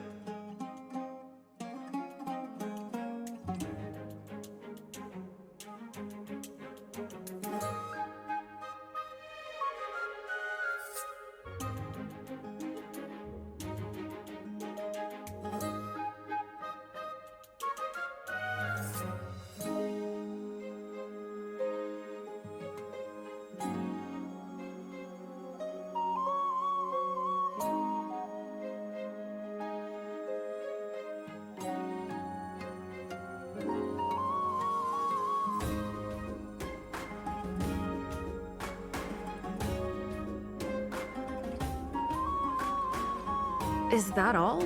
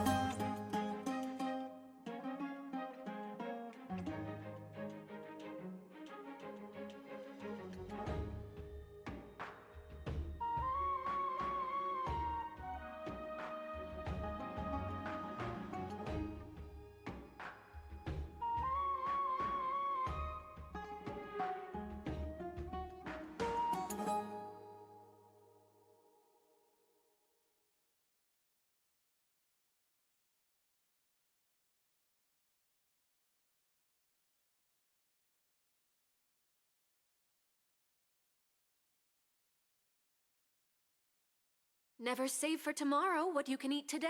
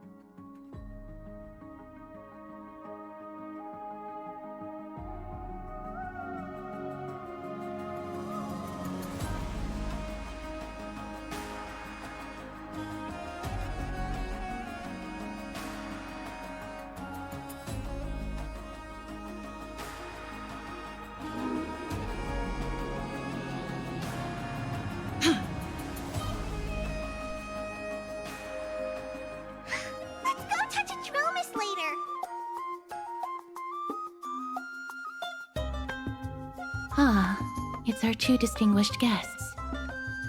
Welcome to the dwelling of the Dromases. Well, I'm also just passing by.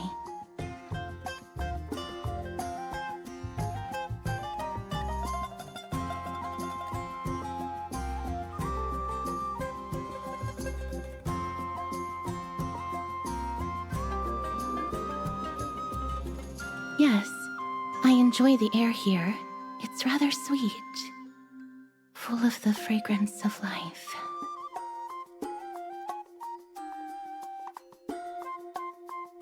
Yes.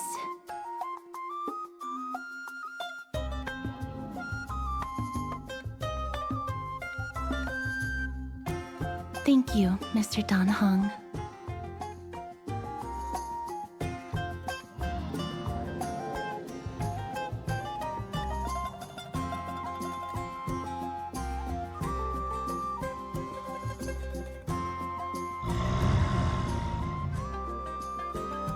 Oh, this child looks hungry. Since you are here, do you two want to try feeding the Dromases? Their feed is dry red soil and it's very clean. There's some over there.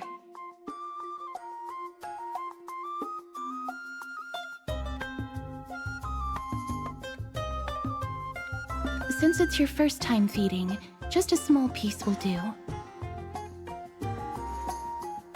Of course, but it's very bitter and hard to digest.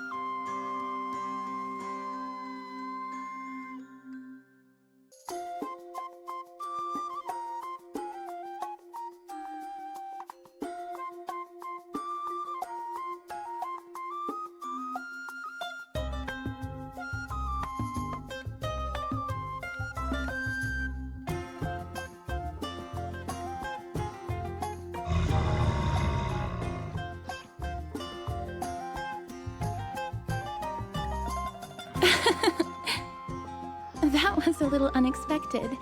Don't worry, there's a lot more feed over there. Just go get another piece.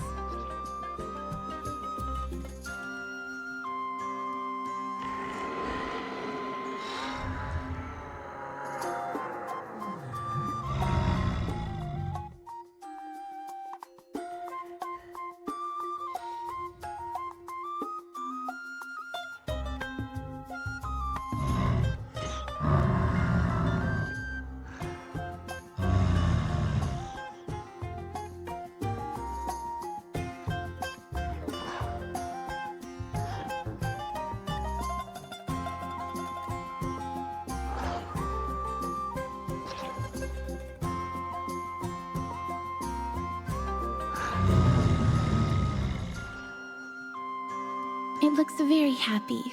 Perhaps you could try petting it?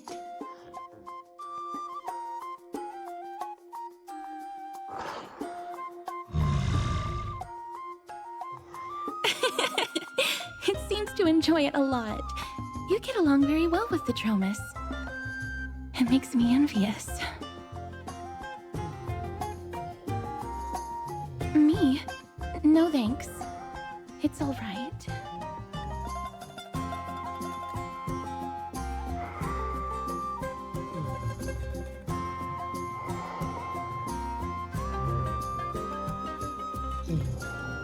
Please don't misunderstand.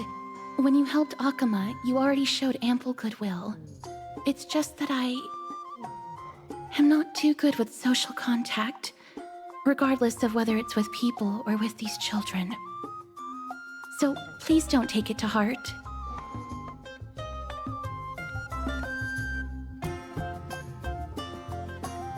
Would you two like a photo with this child? In that case, I might be able to help. Yes, it is an interest of mine. No problem. Please place the photo stone on the ground.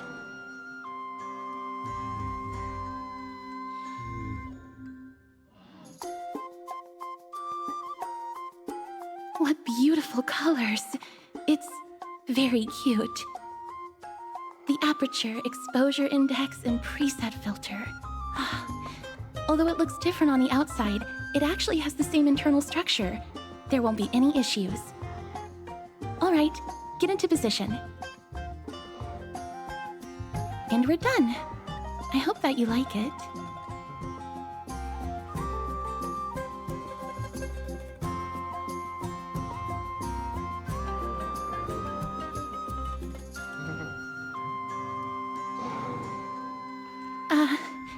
My apologies. It's just personal preference. I like black and white photos. If it bothers you, I can take another photo. I'm glad that I could help. Then, I'll take my leave now. Please continue playing with the Dromuses.